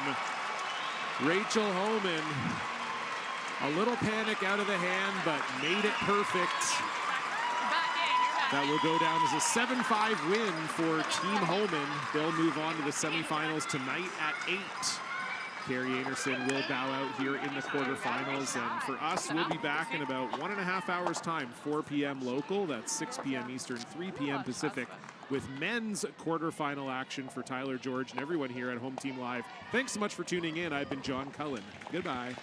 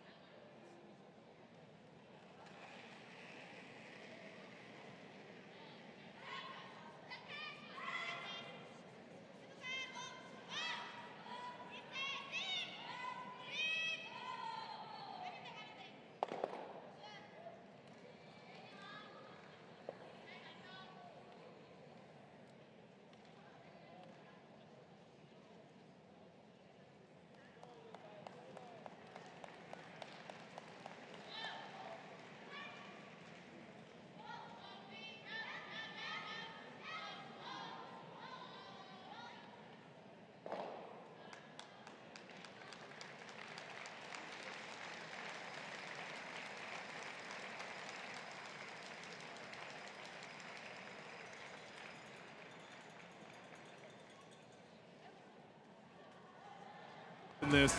Oh boy, you can't give up a steal here. Oh, perfect. Okay, nice shot from Caitlin.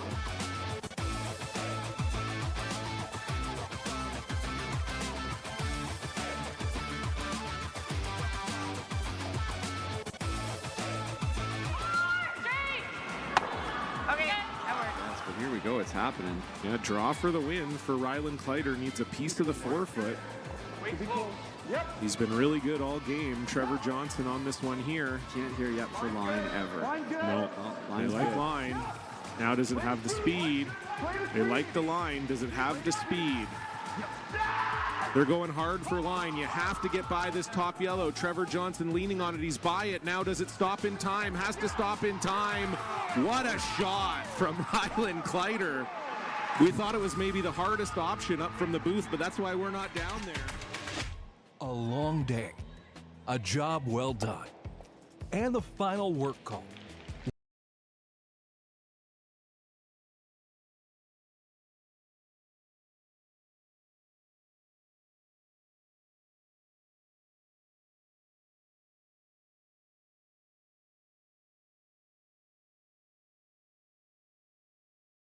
Locally, enjoy casual. Stood at the pinnacle of curling and battled in the most intense games. Out on the ice, there's no room for compromise. And when the pressure's on, every millimeter counts. It's not just a game. It's about maximizing performance, Pushing limits. Seizing victory. When victory hangs in the balance, I know what I'm relying on. it's a gold line. it's a gold line. It's a gold line. And it's the choice of champions.